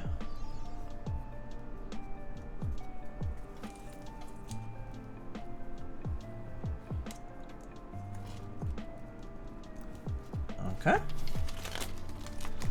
Then install the plate assembly. Let's see, seat. I see set top bottom back to half as shown. See plate assembly into the top housing is what's suggested here. Oh, I see. Oh, that's pretty nice. The they have guides to put the bumpers right on them like that, so the plate actually stays pretty much right in place. That's pretty nice, actually. I like that. And then we just gotta plug in our board.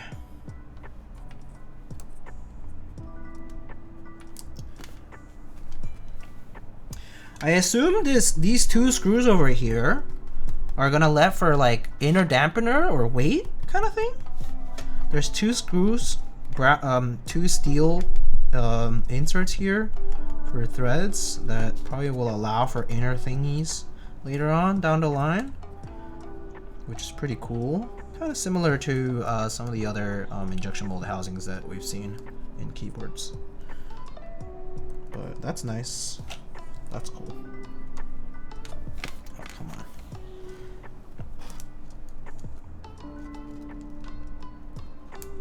Nice boopers, thank you. Okay, there we go. Still need to get the Amelia for that one. That's set. Alright, and then install bottom housing and starter tabs on the front edge. Let me see. Tabs on the front edge of the bottom housing. Oh, I see, there's little tabs. Okay. So.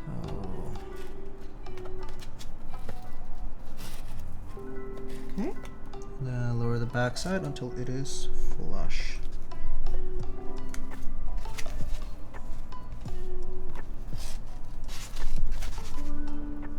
Okay, nice. Okay, great. And then we are just gonna put screws.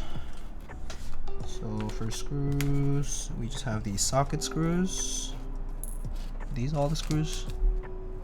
Yeah, okay, cool. You got these guys, T10.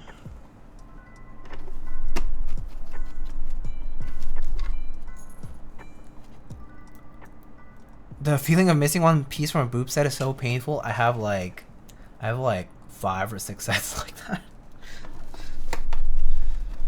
Unfortunate. But yeah, I have a bunch that are missing a cap.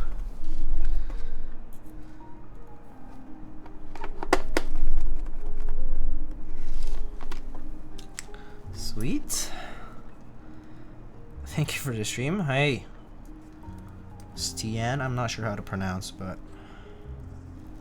how you doing? Or Saint Ian.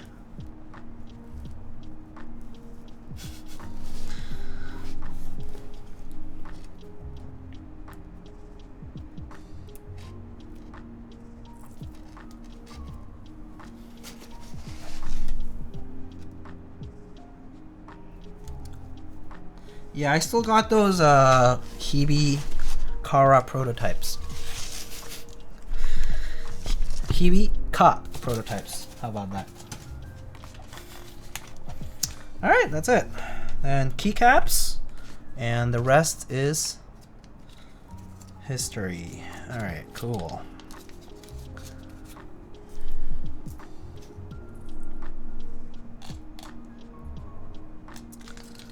Put this back into the... Just a few extras. Comes with 2 extra bumpers, the tacos, and the 2 extra donut ones, the little circular ones. And then the rest is like keycaps and sizing for keycaps, and that's it. Alright, cool. Thank you, build guide. Very informative. Actually, I really like this. Really well done. So... Oh, I forgot to install the little tabs, but it doesn't matter. Alright, we did not use foam this time. So I'm just gonna put the foam aside. Alright, so we said, yeah, having a build guide included in a kit like this, I think is pretty essential. Because a lot of people come into the hobby and don't really know what the order of things is, and this is just perfect. So I do appreciate when things like that are included in kits. Even if it's like a QR code thing that leads to a guide, helpful. You know? Okay, Jamon or Red Alert? I think let's go with Jamon. I think Jamon would be a nice complement to this, right? I think Jamon.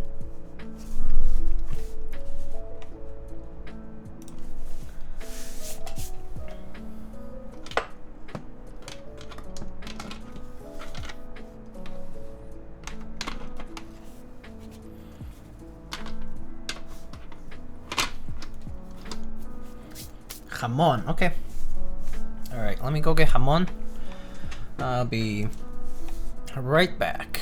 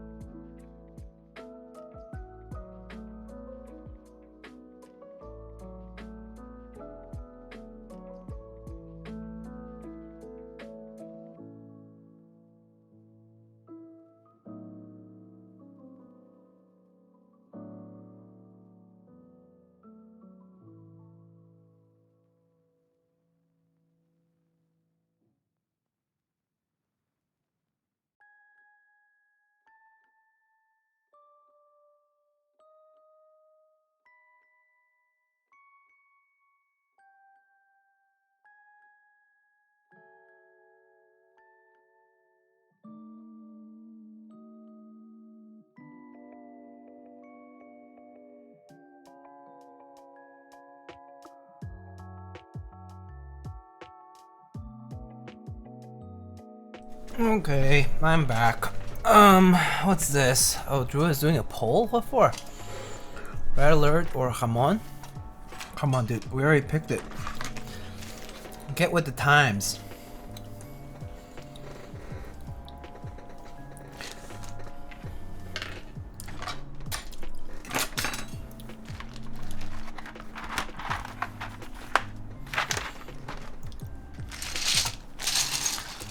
So I have a bunch of the keys here because I already had them on on a different board. So we'll start from here, and then we'll go for. Let's see. We'll go for the rest. Just a bit. All right. Okay. Control.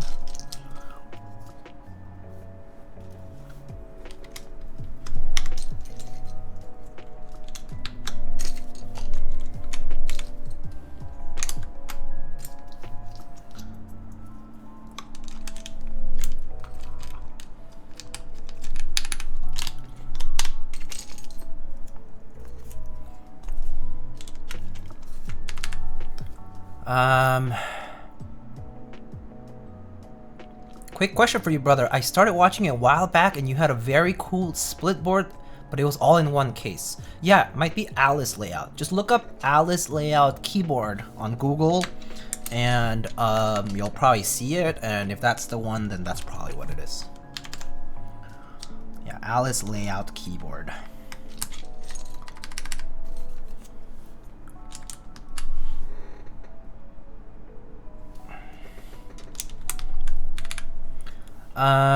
Diego, do you think Keycobo Darling will tank the aftermarket price of GMK Darken or not really? Oh, probably.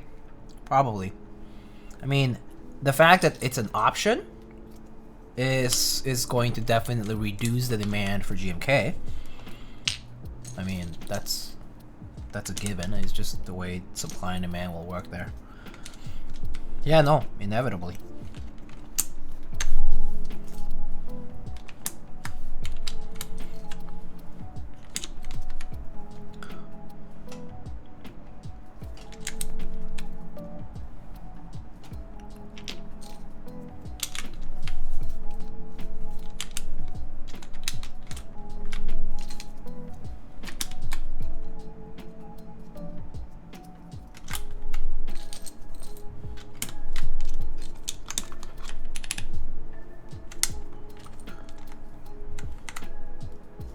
Keychron Bastard Alice by putting arrows on it? That already existed. Yeah, it's called like Artisu or something. Somebody made like an open source 65% Alice style layout, and it's been used quite a lot. A lot of boards have it. Bear, Maja Ergo, the one from KD fans, and I think Vulcan was his designer name. A lot of boards have it, and then Keychron of course now. But yeah. It's been a thing for a couple of years now, maybe?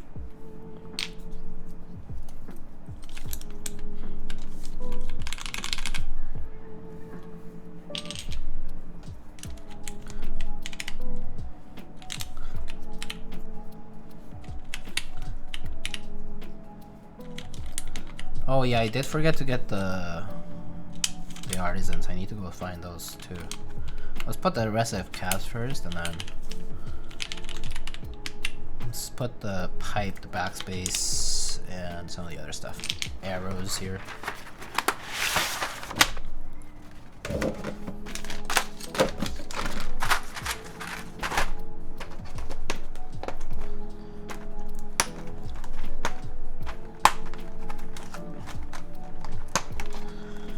You know, come on, open up already.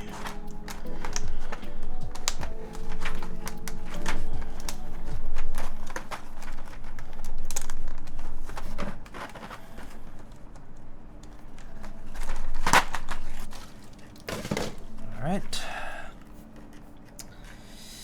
We're gonna need the backspace, pipe, You know what I'm gonna do? Since I typically don't use control on the lower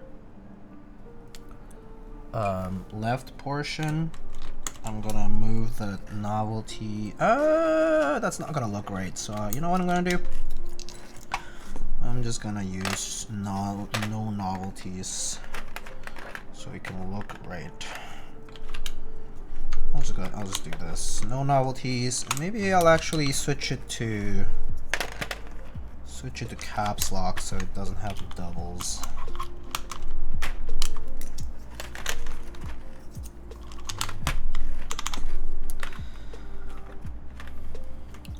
Looks like this board has quite a lot of flex.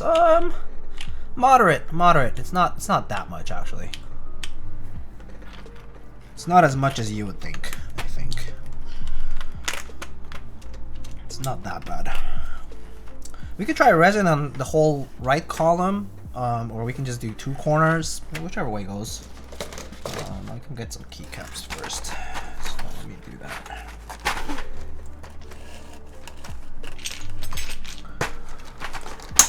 Double control text triggers me. Yeah, for sure. I mean, I would rather just use caps lock in one, and control in the other. That way it doesn't repeat itself legend-wise. All right. Oops.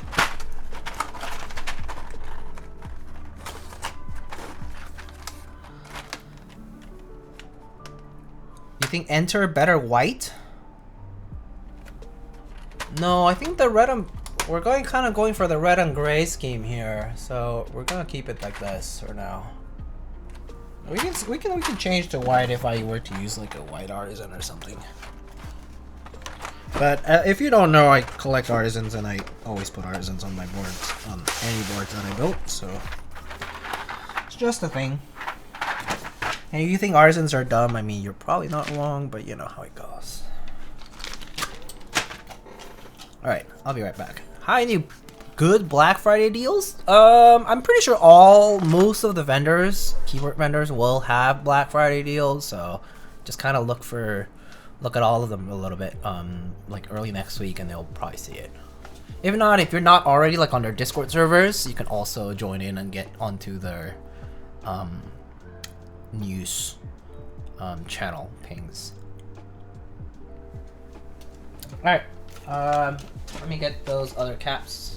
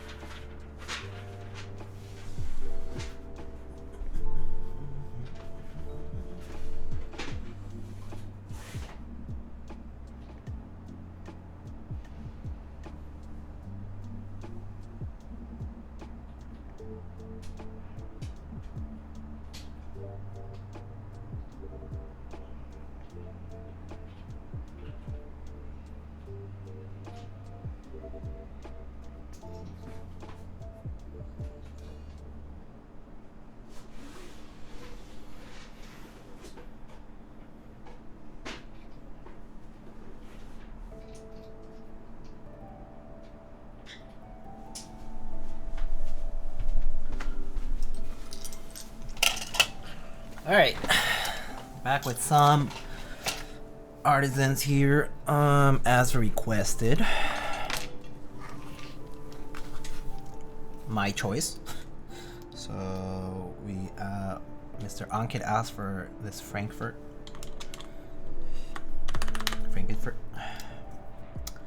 And then I think I was gonna balance it out with this blank on this side. And then sculpts by height. Maybe, actually, you know what? Gonna switch it up. Maybe I'll do the blink somewhere down the middle. So I'll do this, this,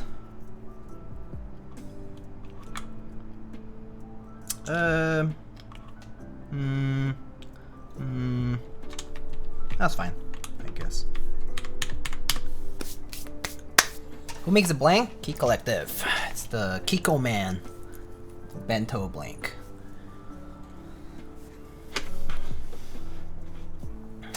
Alright, there it is. Let's get this out of the way.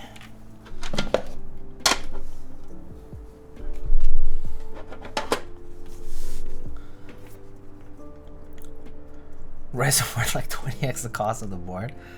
I mean, if you factor in it like that, I mean, yeah, that's just kind of how it goes for a lot of the builds I do, right? Okay, let's adjust the mic and stuff here. Okay, I'll take your points and let's move the mic over.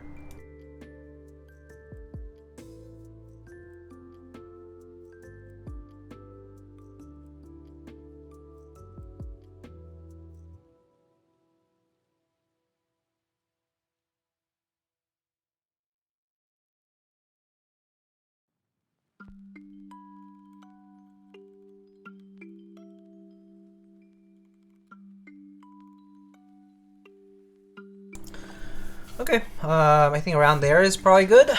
So you can give this a shot. Let's get the music out of the way. Excuse me. Sip of water, because I'm kind of thirsty here. Oh, it looks like the ads are gonna hit in like no time. So let's actually just let that happen. A minute, and then we'll like start typing. I was like, oh, actually, I need to get the typing test ready anyway, so that'll be enough time.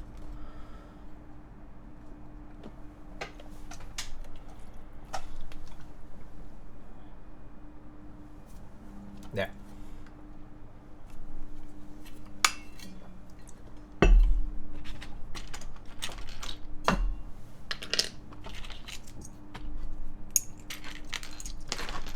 Looks like, yeah, ads are in progress. Gonna wait for a bit. For those who don't have ads, congratulations. But yeah, I'm gonna organize the desk area here a little.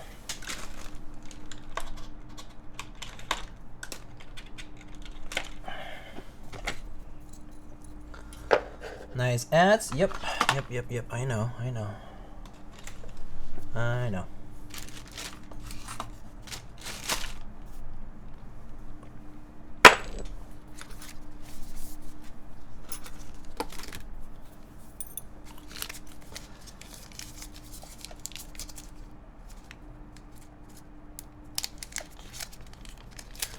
Alright, are people back from ads?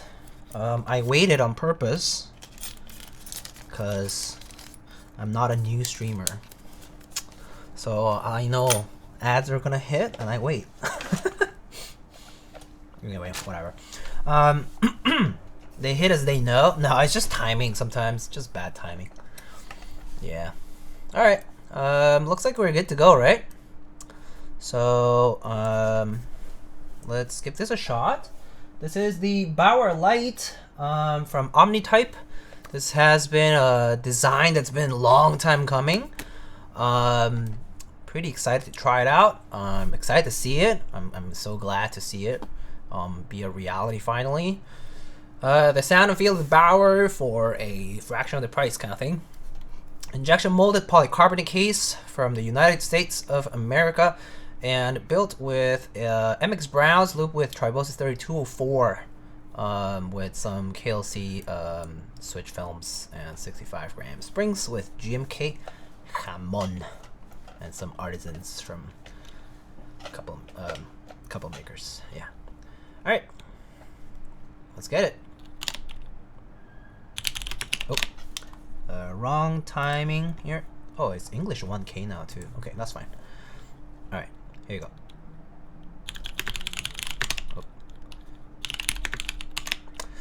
Oh.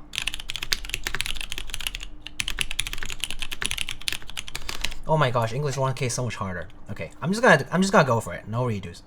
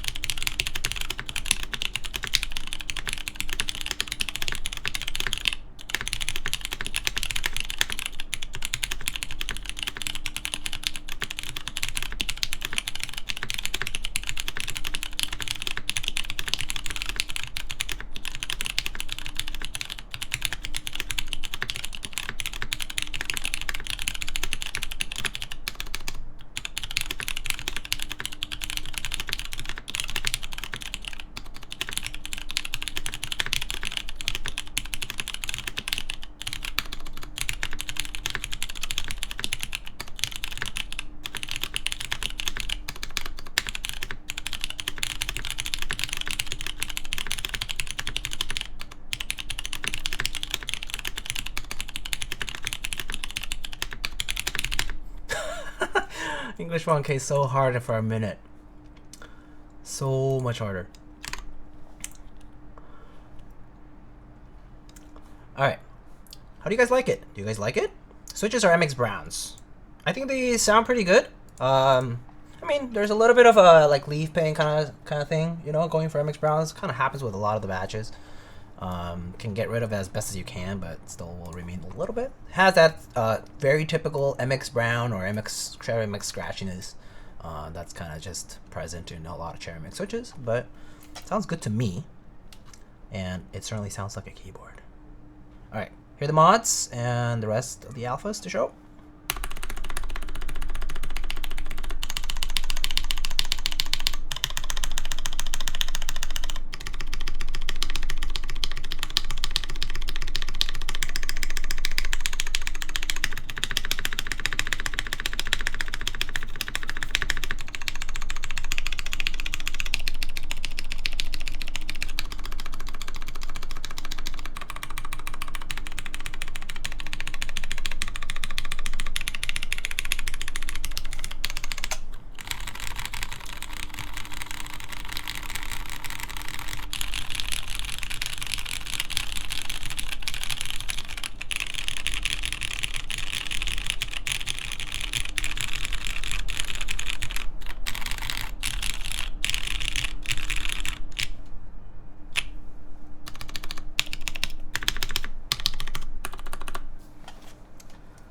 There it is. That's the sound. I think it sounds pretty nice. I think one key thing for that, at least personally, I've always noticed about Bauer's and like the Bauer design in general is that there's not like a huge amount of room in there, and so it doesn't have much kind of like hollowness going on. Overall, like the gasket isolation works pretty well for it. It feels on the softer side, and it's like a case sound that overall has been pretty good in like my experience of any and all like Bauers that I've tried, and I think the Bauer Lite is no exception to that. So yeah, are you open to a bit of keyword science or CRPology, PBTology perchance? Oh, you mean like trying like PBT? Yeah, we could try that. I have a few PBT sets around here, so let's see what I have here. I have this Taiwanese beige set here that we can try. But yeah, the sound of Bauer's is pretty consistent. You know what? I'm gonna try to look for the. Do I have the Russian one here? I think I have the Russian one here. I'm gonna go look for it. Does it have a similar feel with the original Alu Bauer? Yeah. I mean, like it still has a plasticky like the case itself is all plastic, right? So you do have a bit of that like plastic only, you know, feeling that you get from typing on it, but it's not like. But as far as like the isolation gasket mount, that kind of stuff is pretty much the same. You know, like similar to 6 tabs on the Bauer design, right? The plate and the amount of room in there, that kind of stuff, it's pretty similar to the Bauer. And so like overall it sounds and feels pretty good.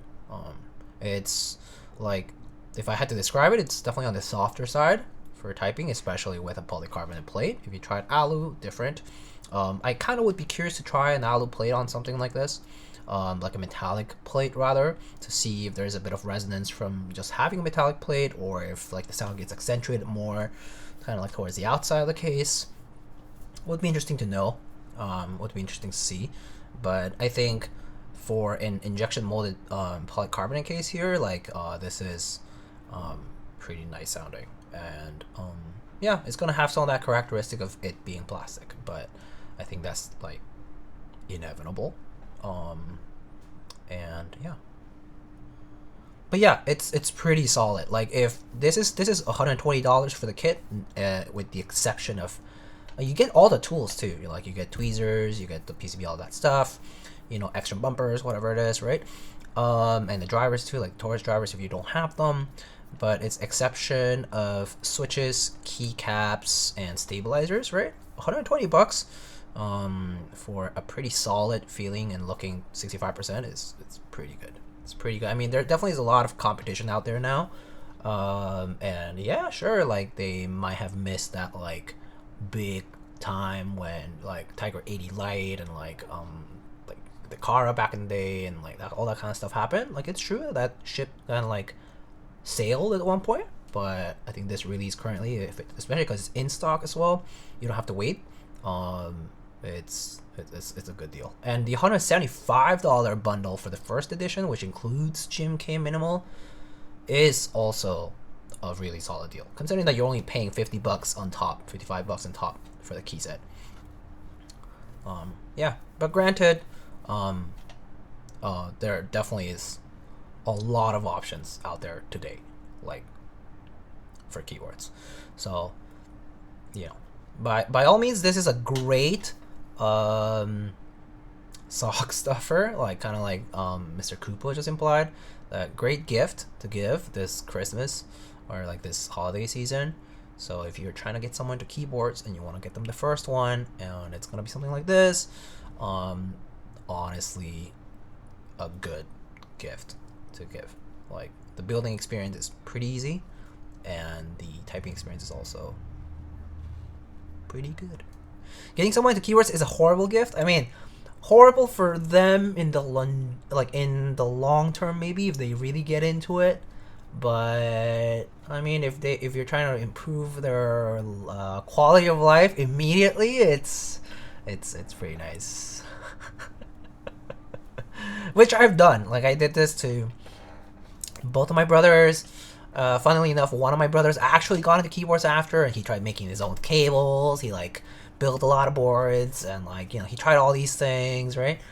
Amassed like, a few key sets and keyboards, and like I think he has like a key code and like a U80 and like a few other things, and but I got them into it for a bit. I've had like other friends into it too, and yeah, some of them got into it, some of them just kind of stayed at one keyboard, right? And some of them actually kind of like got out of it. They're like, oh, actually, I'm fine with my like OEM standard board.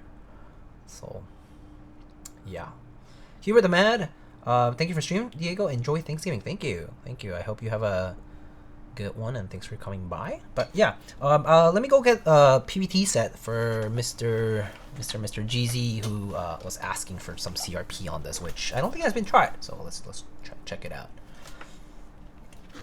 All right, let me go get some CRP. It's right here in the closet. So get them into resin at the same time. Oh wow, that's kind of toxic.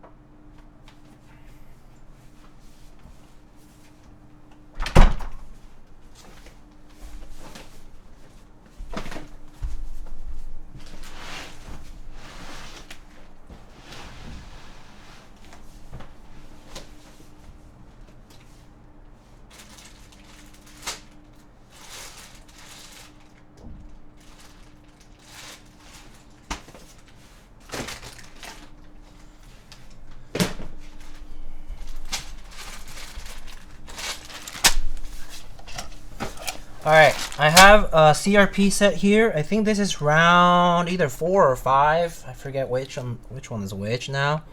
But relatively recent round of CRP. This is Korean Beige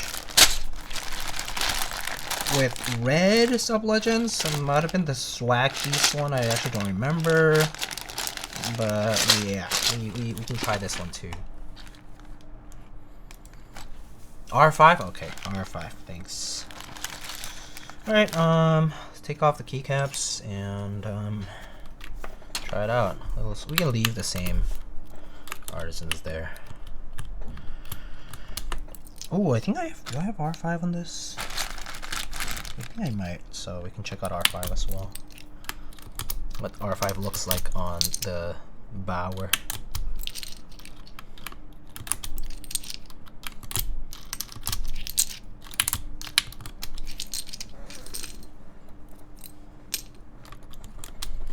Also, having these slightly, you know, like recently desoldered switches, like these MX Browns are from like a different board. I guess the switch pins are slightly thicker, so it's kind of doing me a favor while taking off keycaps in the sense that they're pretty sturdily placed in the Hotswap socket. So doing me a favor by not like coming off, because you know sometimes you remove keycaps and it comes off with the switch on the Hotswap builds. Personally, it's one of the things that annoys me a lot. Or actually, well, not that big of a deal, but you know, it's just like, oh, great, Hotswap things, gotta take off gotta put the switch back on and stuff. Pain in the butt sometimes. Alright, okay, remove those caps and put some different ones.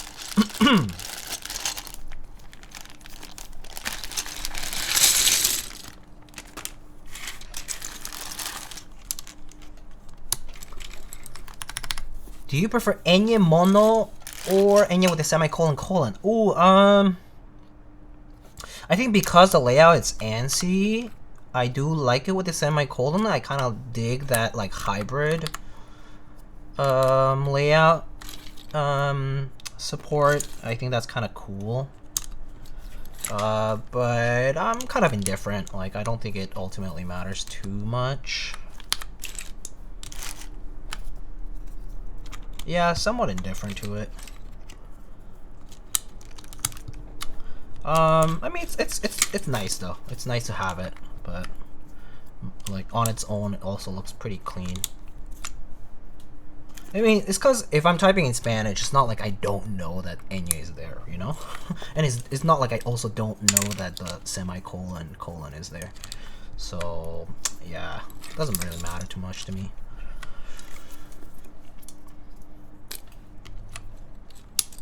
GMK JS. Oh, J is beta JS. Yeah, that will look good too. On this, a lot of red base combinations that you can do with this gray red combo. That will look pretty good. I mean, gray, neutral, right? So red as the accent color would serve a pretty nice aesthetic.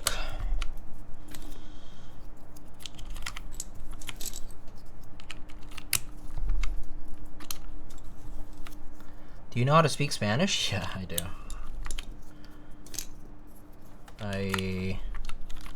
I grew up in a Spanish-speaking country, so yeah, I can speak Spanish.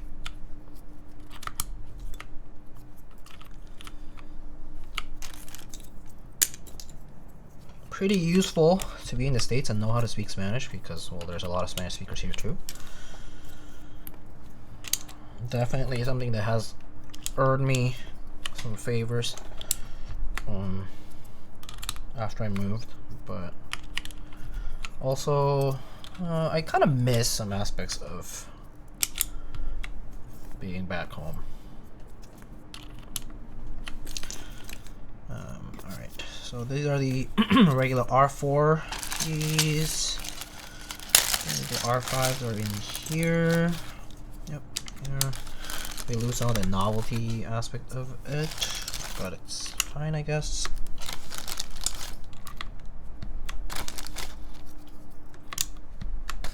Oh, nice. The bezels cover even with CRP, which are non-recessed keycaps, pretty well. So that is pretty nice. Works pretty well. Which country? Mexico. Mexico.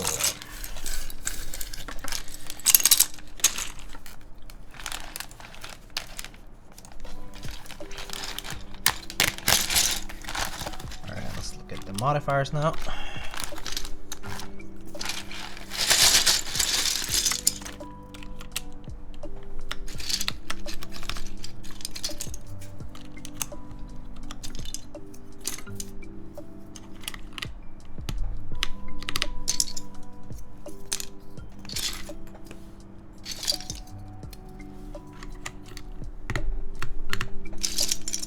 That's gonna sound pretty good.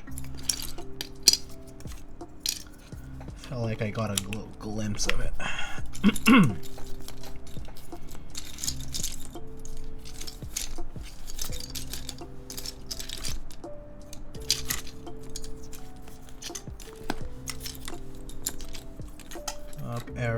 Up arrow, come on, where is it?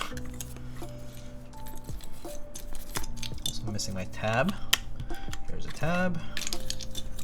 Oh, up arrow right here. Nunca pensé que fueras de México. Bueno, o sea, no. La mayoría de la gente no lo pensaría hasta que escuchara mi nombre o si yo les dijera que soy de México o que nací en México. Pero no, sí, normalmente obviamente me ves y es una persona asiática con rasgos asiáticos. Entonces, casi toda la gente obviamente diría que soy chino o coreano o japonés, lo que sea. Tengo descendencia coreana, pero sí, viví en México pues la mayoría de mi vida.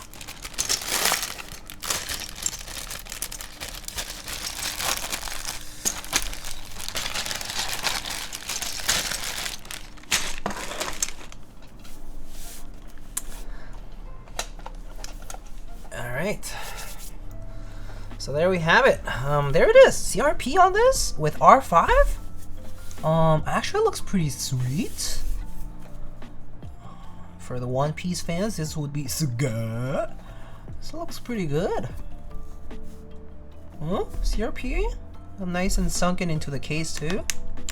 No weird gaps or anything. Pretty good. Pretty good. Pretty good. Pretty good. Can we get new resin? I'm too lazy on Kit, but I mean, sure. Let me see what I got. I mean, there's stuff on the top of the desk here. Oh, it's covering it. There's stuff here. We could do like the rubber hose. That could look good. Or maybe like this. I don't know. The other day I was organizing stuff and pain in the butt. There's some other ones here. Me hiciste el día, qué bien. Muchas gracias. Mickey Digit. Mickey?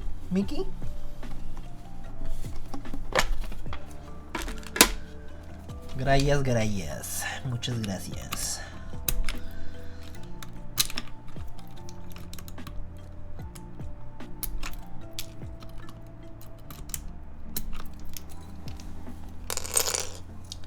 Haha. Ja. I don't know. Maybe something like this. Thinking. That's too dark. Oh no, I'm just gonna kind of wing it.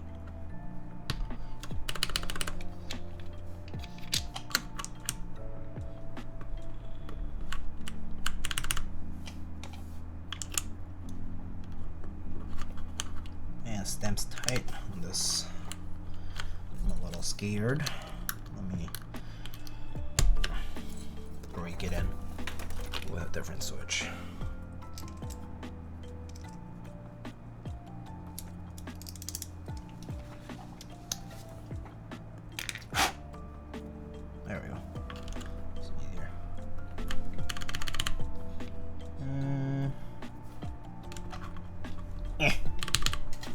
that works. Is it worth upgrading from regular TX stabs to AP ones? No, you don't have to. In fact, some people prefer the regular ones over the AP ones. So no, you definitely don't have to. Do not feel obligated.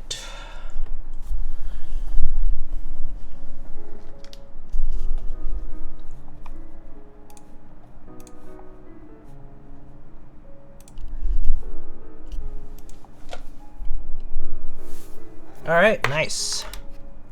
Oop, what the? Must be the signal. There we go. Came back. Sorry about that.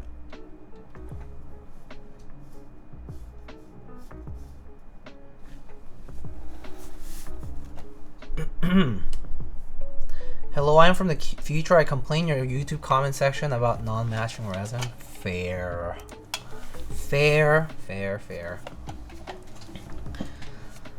Can you even get regular ones anymore? No, probably out of stock in a lot of places now, so no. Yeah. Alright, here we have with a neutral palette. So this is just some CRP beige. Looks really good on this too, with R5 bottom row and everything. Quite solid. Let's give this a shot now. Let's give it a shot. Alright, let me see, pause this, and close this, that's not needed, and here. R5 bottom row, oh, you don't know what it means? Okay. So if you look at here, this is, so the rows in cherry profile are counted 1, 2, 3, 4, and then R5 is the original cherry profiles, like continuation of that. A lot of modern sets have 1, 2, 3, 4, and then 4, but R5 is like the original cherry's full sculpt bottom row. So R5 is a little bit taller on the bottom like this.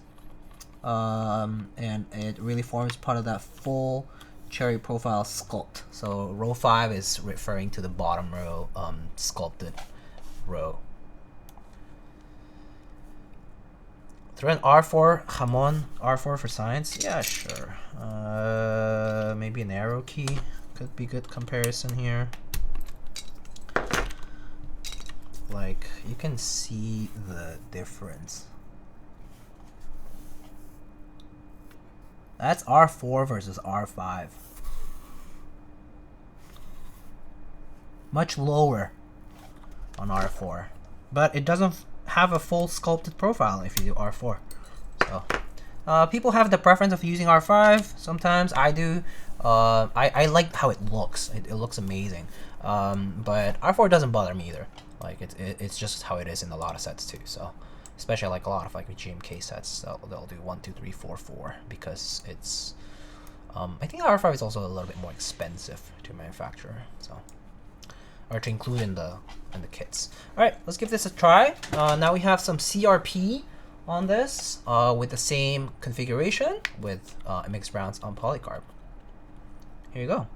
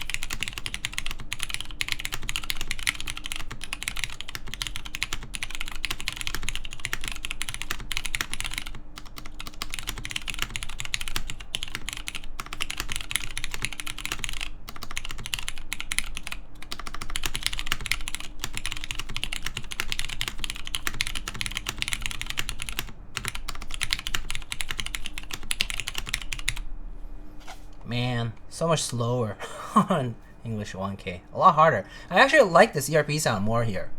I actually think I like PBT more here on MX Browns in particular here. It has a bit more pronounced sound and it sounds really good actually. I do think CRP sounds pretty good. I think I might like it more than ABS on this. particular config. All right, let's check the mods and the rest.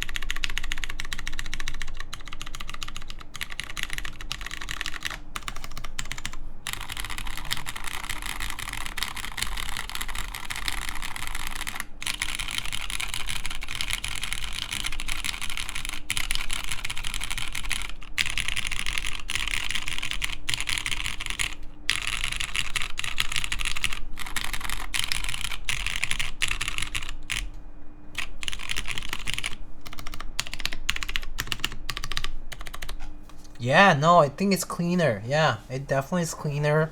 It kind of like just works well with the plastic case is what I'm thinking. The PBT sounds really good on this too. I really like this. I really like how this sounds. With the all like plastic configuration. And MX Brown specifically here. It might sound different with like linears, but yeah. No, it sounds good. It sounds nice.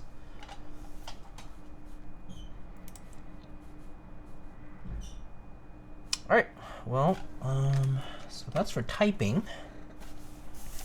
We can kind of show off what this looks like overall, though. So there is our board. This is the Bauer Lite. Will retail at 125 US and 175 for the first edition, which is restricted to limited to 250 units total. And here some profile. If you want to look at the profile more properly here, you can see it right there. The side profile pretty clean. This has cool, nice bezels. Slightly thicker on the top and bottom bezels versus the side bezels. We do have symmetrical 0.75 U blockers here, and the board itself has steel inserts for threads, so you don't have to worry about the threads stripping if you rebuild this board several times, and has that pretty iconic, I guess, Bauer like front look, the part where you can see the bottom colored case here, because of this nice curve of the bottom. There's 2 plastic clips here and 4 screws on the back to attach the top and bottom case pieces. There's our PCB, Wilbitech, and Omnitype logos, logos on there. And here Hotswap supports regular full touch caps lock, anti-layout, and full and split backspace as well. 7U fixed, split right shift fixed, and yeah, I'm assuming there's going to be some more little inserts, dampeners, what have you, accessories in the future. There will also be small batch, like swirly small batch and limited edition kind of stuff, key set matching Bauer Lites in the future as well. But the launch day, you will have 5 colorways to choose from, as well as the first edition white minimal edition. And the 5 colors are Rouge, Grim, Seafoam, Atomic, and the clear one. What's the clear one? I forgot the exact name of the clear one.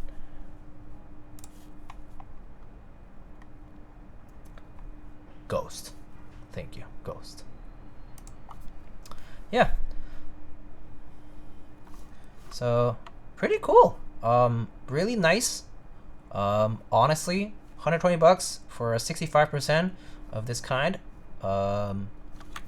Really nice quality. Made in the US too. So pretty cool. Support local, you know. Designed in Alabama. Roll Tide. But yeah, no, this is pretty sweet. I honestly feel like keyboards have come so far now. Like, it's kind of crazy.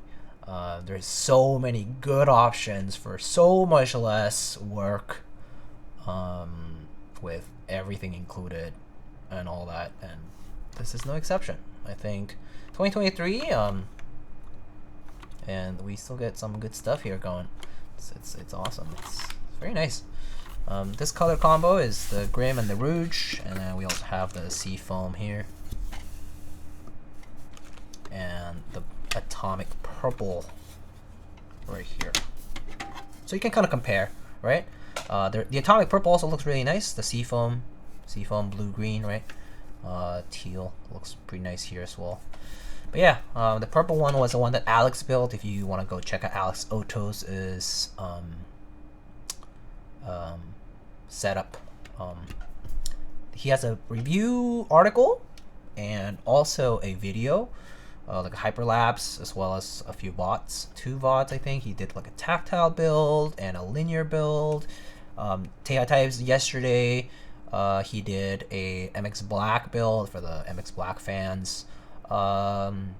He had the green one with botanical on it, and he did some stress tests with it, which I don't think I need to conduct. Like, nothing will happen to the case, at least on the desk mat, right? It might be loud, so I'm gonna get this a little bit away, but you know.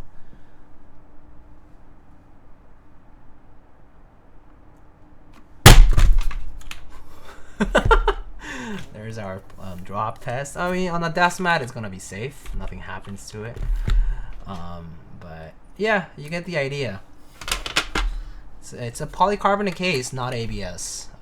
Oh, which is a plus. This won't yellow in the sun as easily as ABS does. So there's that. Yeah.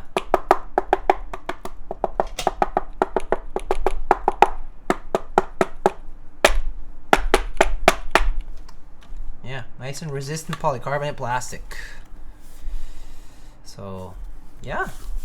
Oh, Mr. Frank, hola, hello. How's it going? Can you try running it over my free Honda Civic Type R? If only. If only. Pendle Steven, hello. Pretty sure this is the first time I'm seeing you build a keyboard. Oh, welcome, welcome, Pendle Steven. How are you?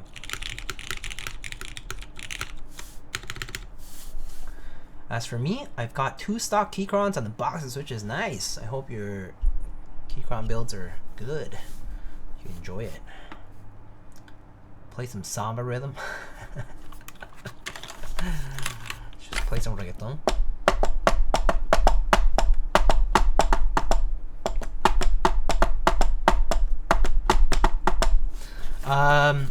Can you see the board with a red top? I don't have a red top, so here's your red top. I just flipped it around and you have a red top, I guess. I don't have a red top, sorry.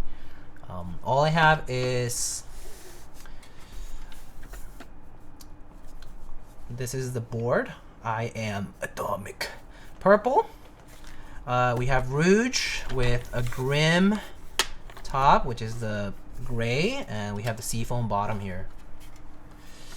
You did miss the typing test, but I can type on it again if you would like. This is Seafoam with purple. Also looks nice. Nice combo. Gives you this. Oh, man. This combo with Hyperfuse. Sheesh. Or with Skeletor. Sheesh. That'll look good.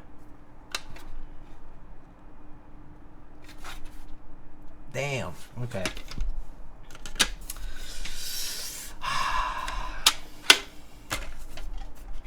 Do it now? Man. Man's gotta eat too, you know? Alright, I mean, I can use the other gaskets. Seafoam, right? Where's the gaskets? We can apply the gaskets and try it out.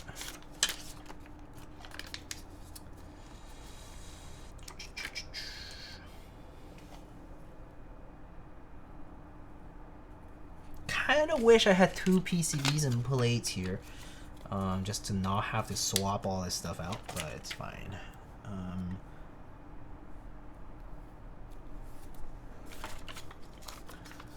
That combo is nice. Reminds me of some switches that have the combo too. Yeah, I mean, there's definitely a lot of like tried and true color combinations IMO. I changed my redeem to Conan's pick. Skeletor? Okay. Skeletor is a really loud key set. It's one of those sets that I'm like, that I think a lot of people don't like because it's too contrast heavy. It's just kind of, yeah, it's just kind of whack. It's a nice set still though.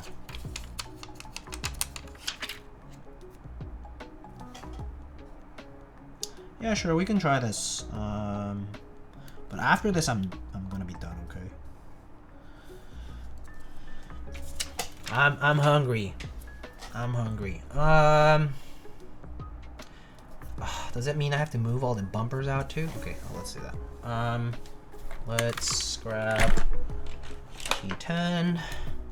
Let's screw these bad boys.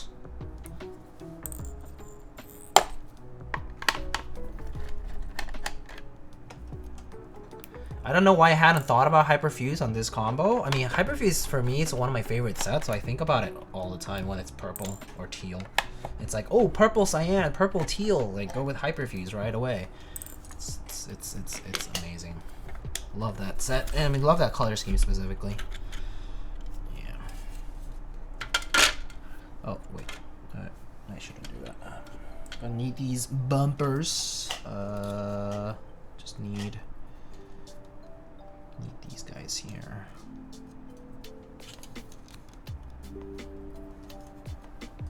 Okay.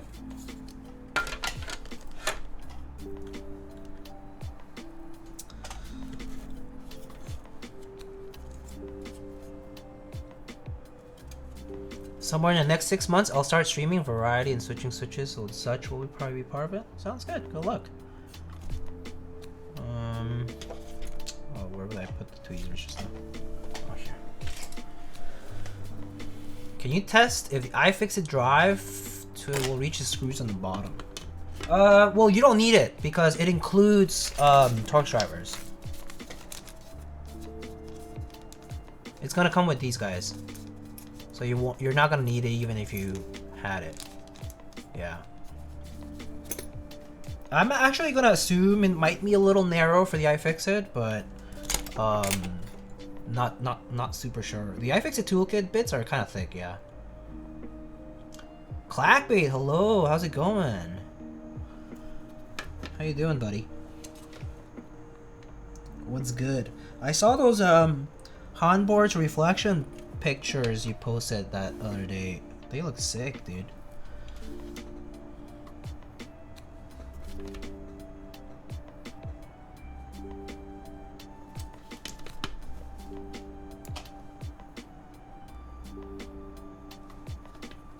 Some nachos with barbecue do sound good. Fuck, don't tell me about food right now. Oh, I'm so hungry.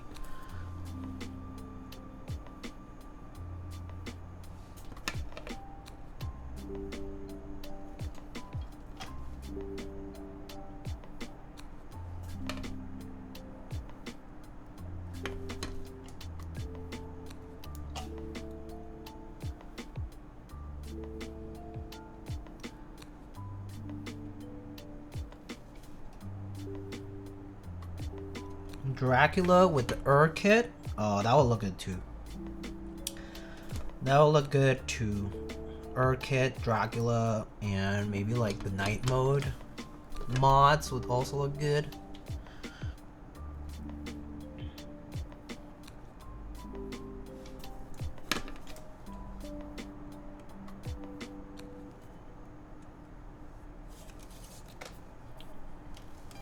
Thanks, man. Doing good. Lots of running around today. Yeah, chores. Weekend things. Got family coming in for dinner on Sunday. Yeah, it's that time of the year. Family reunions, friend reunions all the time.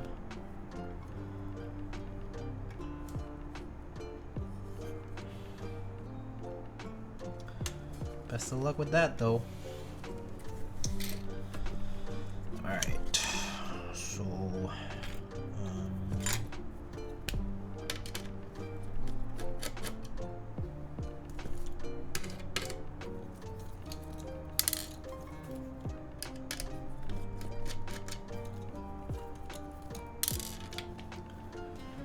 what time is it there? It's 4:50 p.m.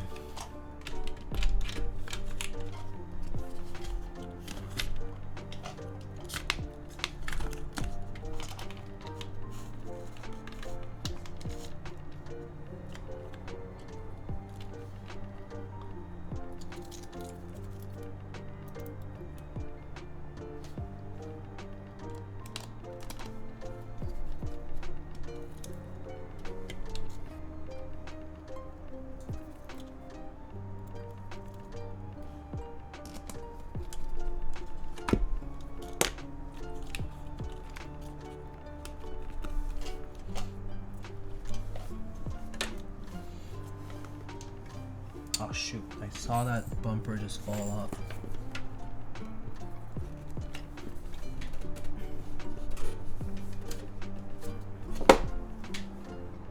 Where did it fall off from? Oh, this one,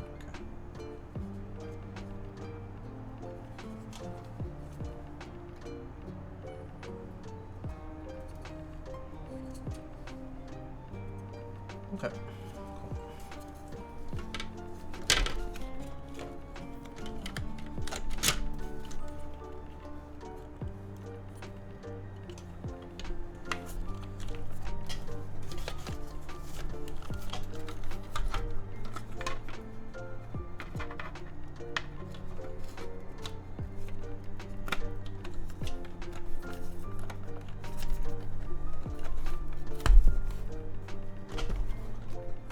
Alright, that was a pretty quick swap.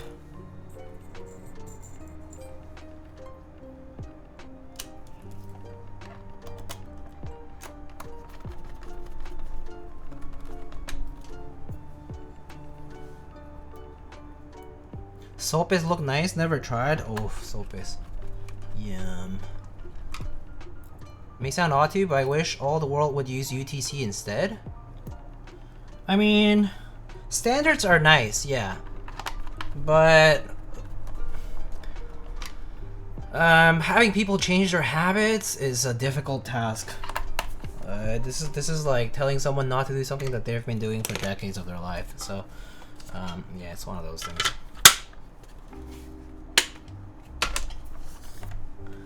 All right, give me 1 sec. I'll be right back.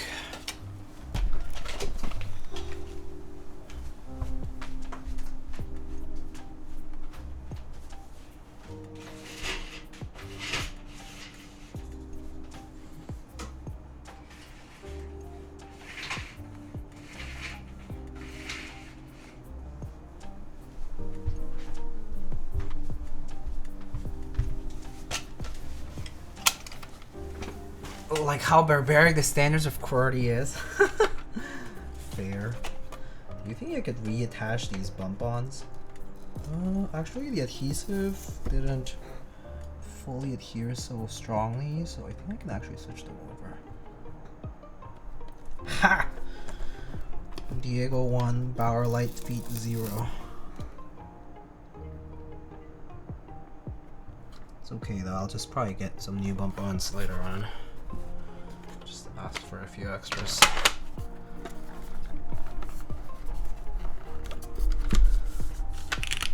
Alright, sweet. I mean, it's gonna sound the same as earlier, but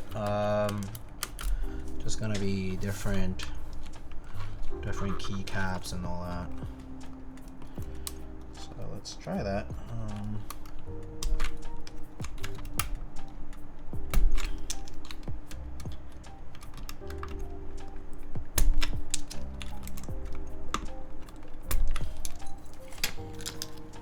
I want to eat arroz con leche. I'm afraid it'll just taste blood and sugar.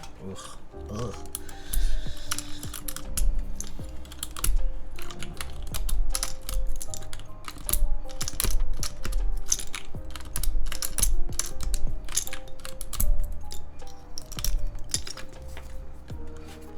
I'm a US International here. That's QWERTY, but just a few kilometers south of me, they use Azerty instead. Handy if you want a keyboard there. Not. Let's see. Love the background music. Thanks. Just game music, you know.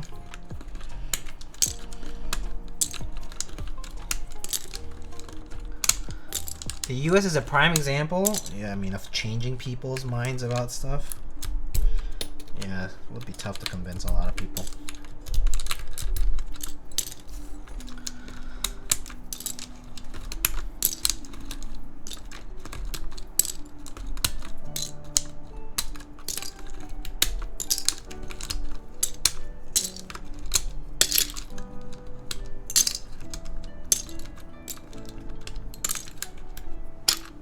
Alright, I'm just gonna put these caps in the bag.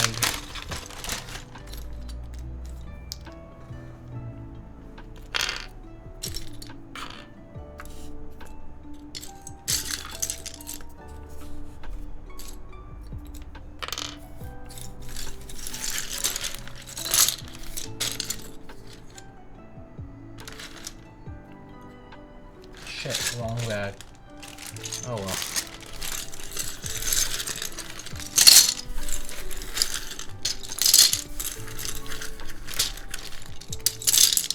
Redeem Schizophrenia Grim V1. Screw you, Onkit! I don't have that shit.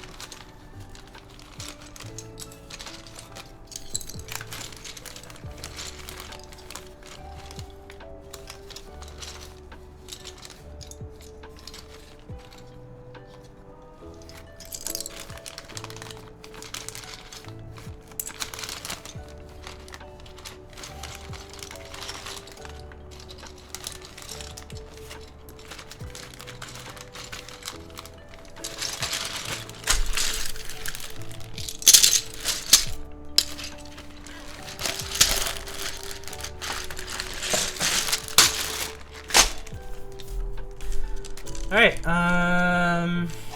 let's get a Skeletor, someone said? Skeletor. Where do I have my set of Skeletor?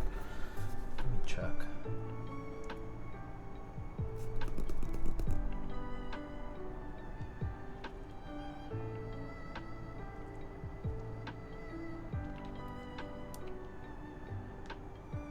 Oh. Okay, I'll be right back.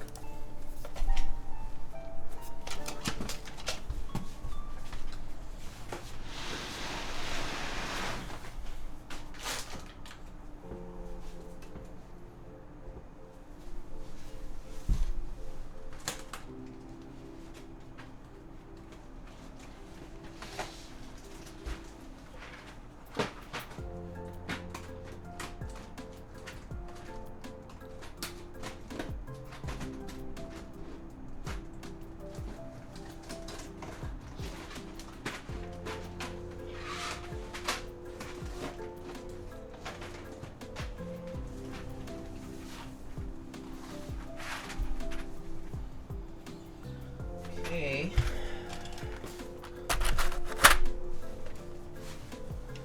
Skeletor it is.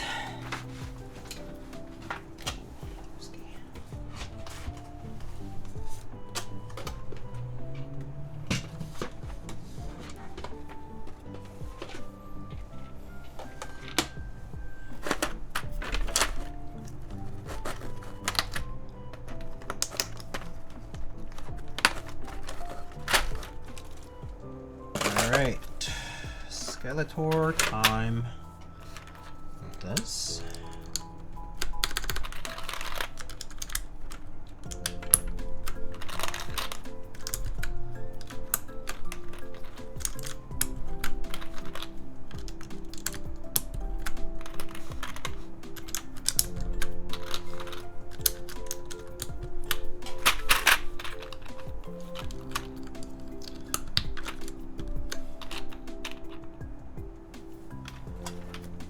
See a little bit of variety here. Purse lock for the caps.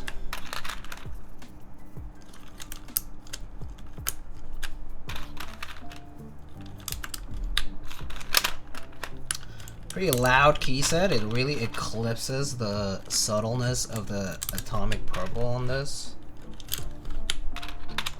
What accent do we want? GZ, Conan? Or do we want any accent? We could do no accent too, FYI.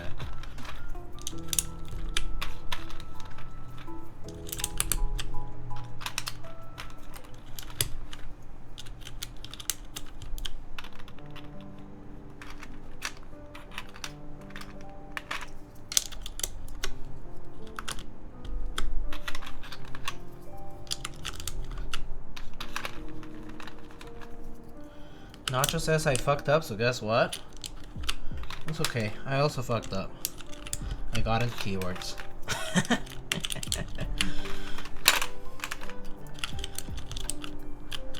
No accent? Alright, no accent it is.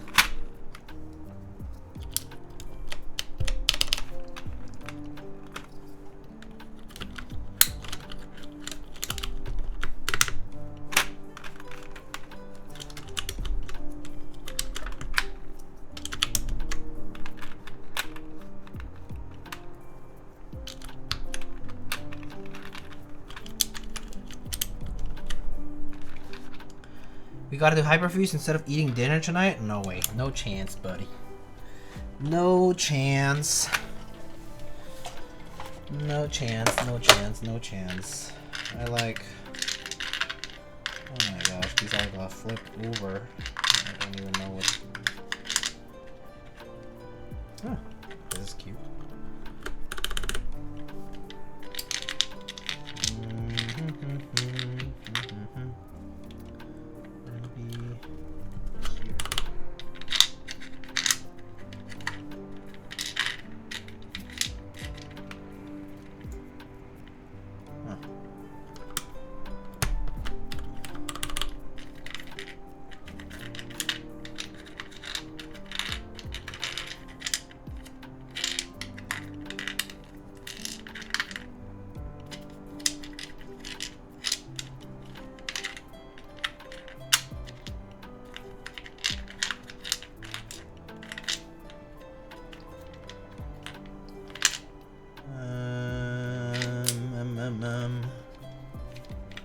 Do some more purple. There you go. Kiwi will get mad before that happens. Ooh, that's true. He's a little bit sleepy right now, so I'm kind of lucky he hasn't yet come by to do his demands. But it's pretty much just a matter of time now when he will start demanding for it.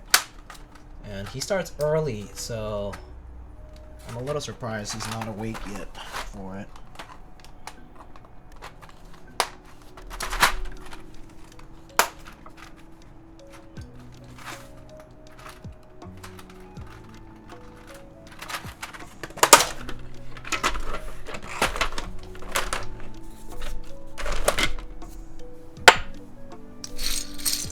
Alright, there we have it. Atomic purple top and Seafoam bottom.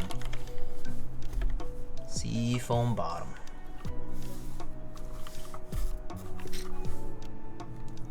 With GMK Skeletor, it looks good.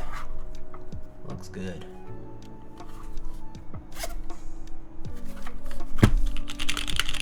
Alright, we can try this out. Mushiki, Frank, are you here? If not, you're gonna miss out, and it's not my fault. If you miss out, I don't care.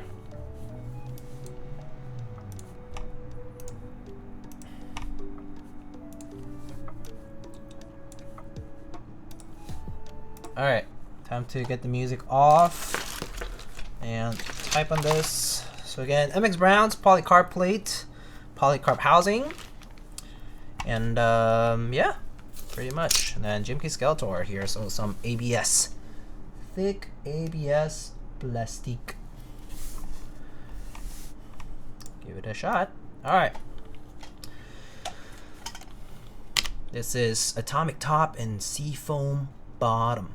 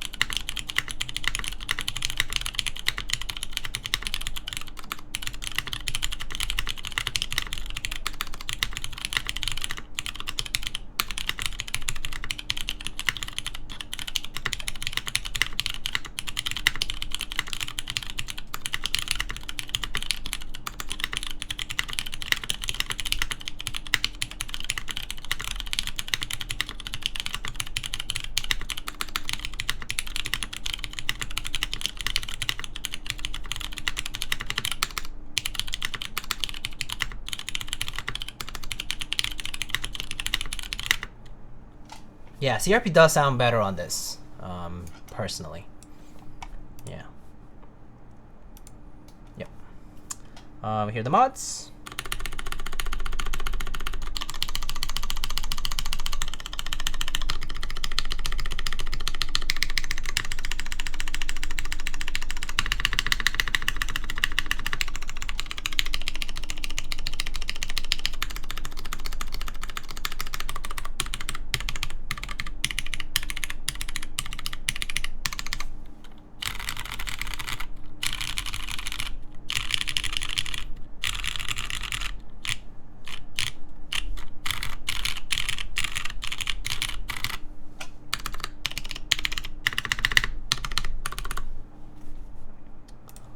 So there it is. Yeah, a bit more plasticky sound when you have ABS. That's for sure. How's it feel? Pretty good. I mean, similar to the original Bauer actually. It still is a plastic case, so kind of like the case feels a little bit lighter, but it's isolation gasket with Poron, so pretty much how a lot of those boards do feel. And the gasket in the Bauer was not much different, so soft on this polycarb plate. Not much give, so to speak, but it's like solid feeling. It's like sturdy, but not too stiff. Yeah, it's pretty good, very nice, and yeah, looks like this from the side. That's the Seafoam bottom with the purple top. There's our Omnitype logo.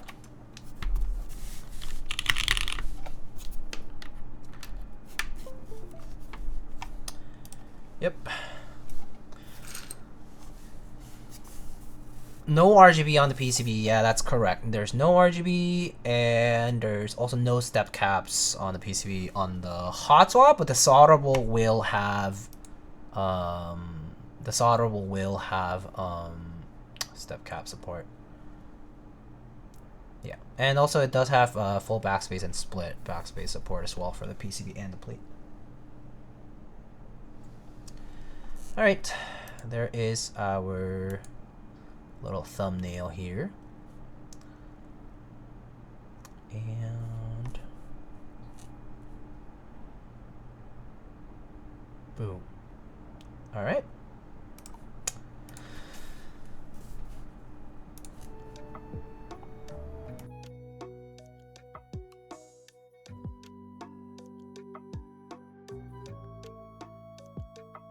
All right, so there we have it.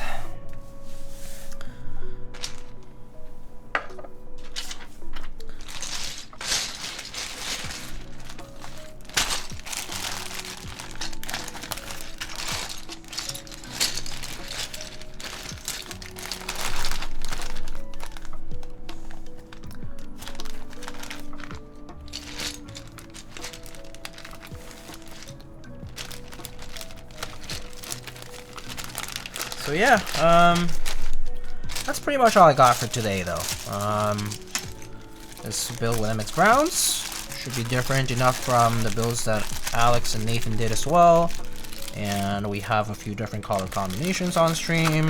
I don't know which one to go back to for pictures and stuff. I might go back to the Grim and Rouge one, just because I think Alex already took a lot of photos of the atomic purple, which also look pretty good. And yeah.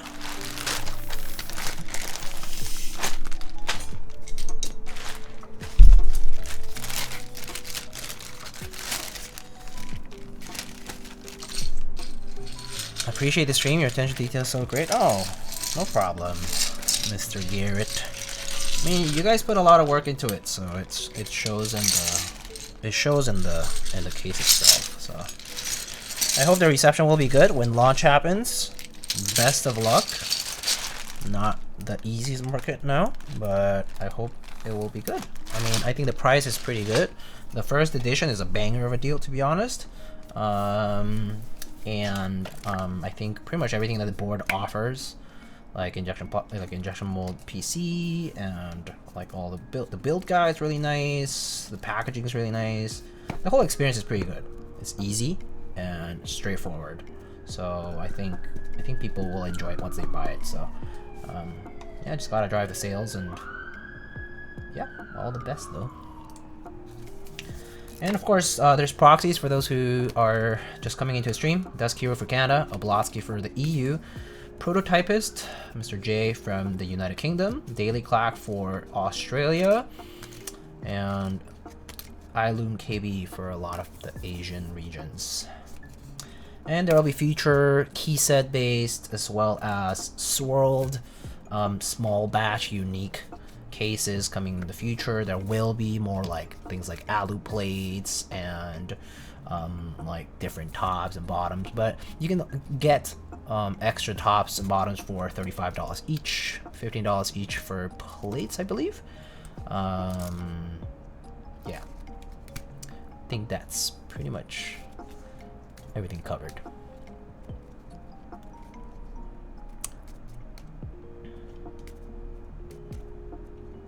All right, well, let's wrap it up. I'm gonna go soon, so let's wrap it up here. Let's check if any other people are streaming at the time. I see Mr. Epsy. Wow, haven't seen Mr. Epsy live at the same time as me for a while. Mr. Epsy is streaming keyboards. I actually don't see any other keyboard people right now. We can go raid Mr. Epsy, Epsilon Keyboards. If you don't know, he is from New Zealand, and also streams keyboard content. He does a lot of like vintage related stuff, as well as like kind of like OEM modifications from custom builds, and of course like modern customs as well, which he's currently doing at Calliope. Yeah, super nice guy too. So let's go raid Mr. Epsilon Keyboards. But again, thank you everyone for coming by today. Really appreciate your presence today on the stream, and wish you the best for this weekend and this coming week. Safe travels for those of you traveling for Thanksgiving holiday or end of year holiday stuff. Safe travels. Airports will be packed. People will be mad. Wish you all the best, and good luck with your dinner preparations too. But other than that, I'll see you guys later. Let's give it a raid message. Lightning raid weebs in. So he's building a board where he's like, get your weeb on. So let's just say that. Yeah, go pog. Alright folks, I'll catch you guys later. Take it easy, take care. Once again, thank you to Omnitype for sending this Bauer Lite to check out, and till next time.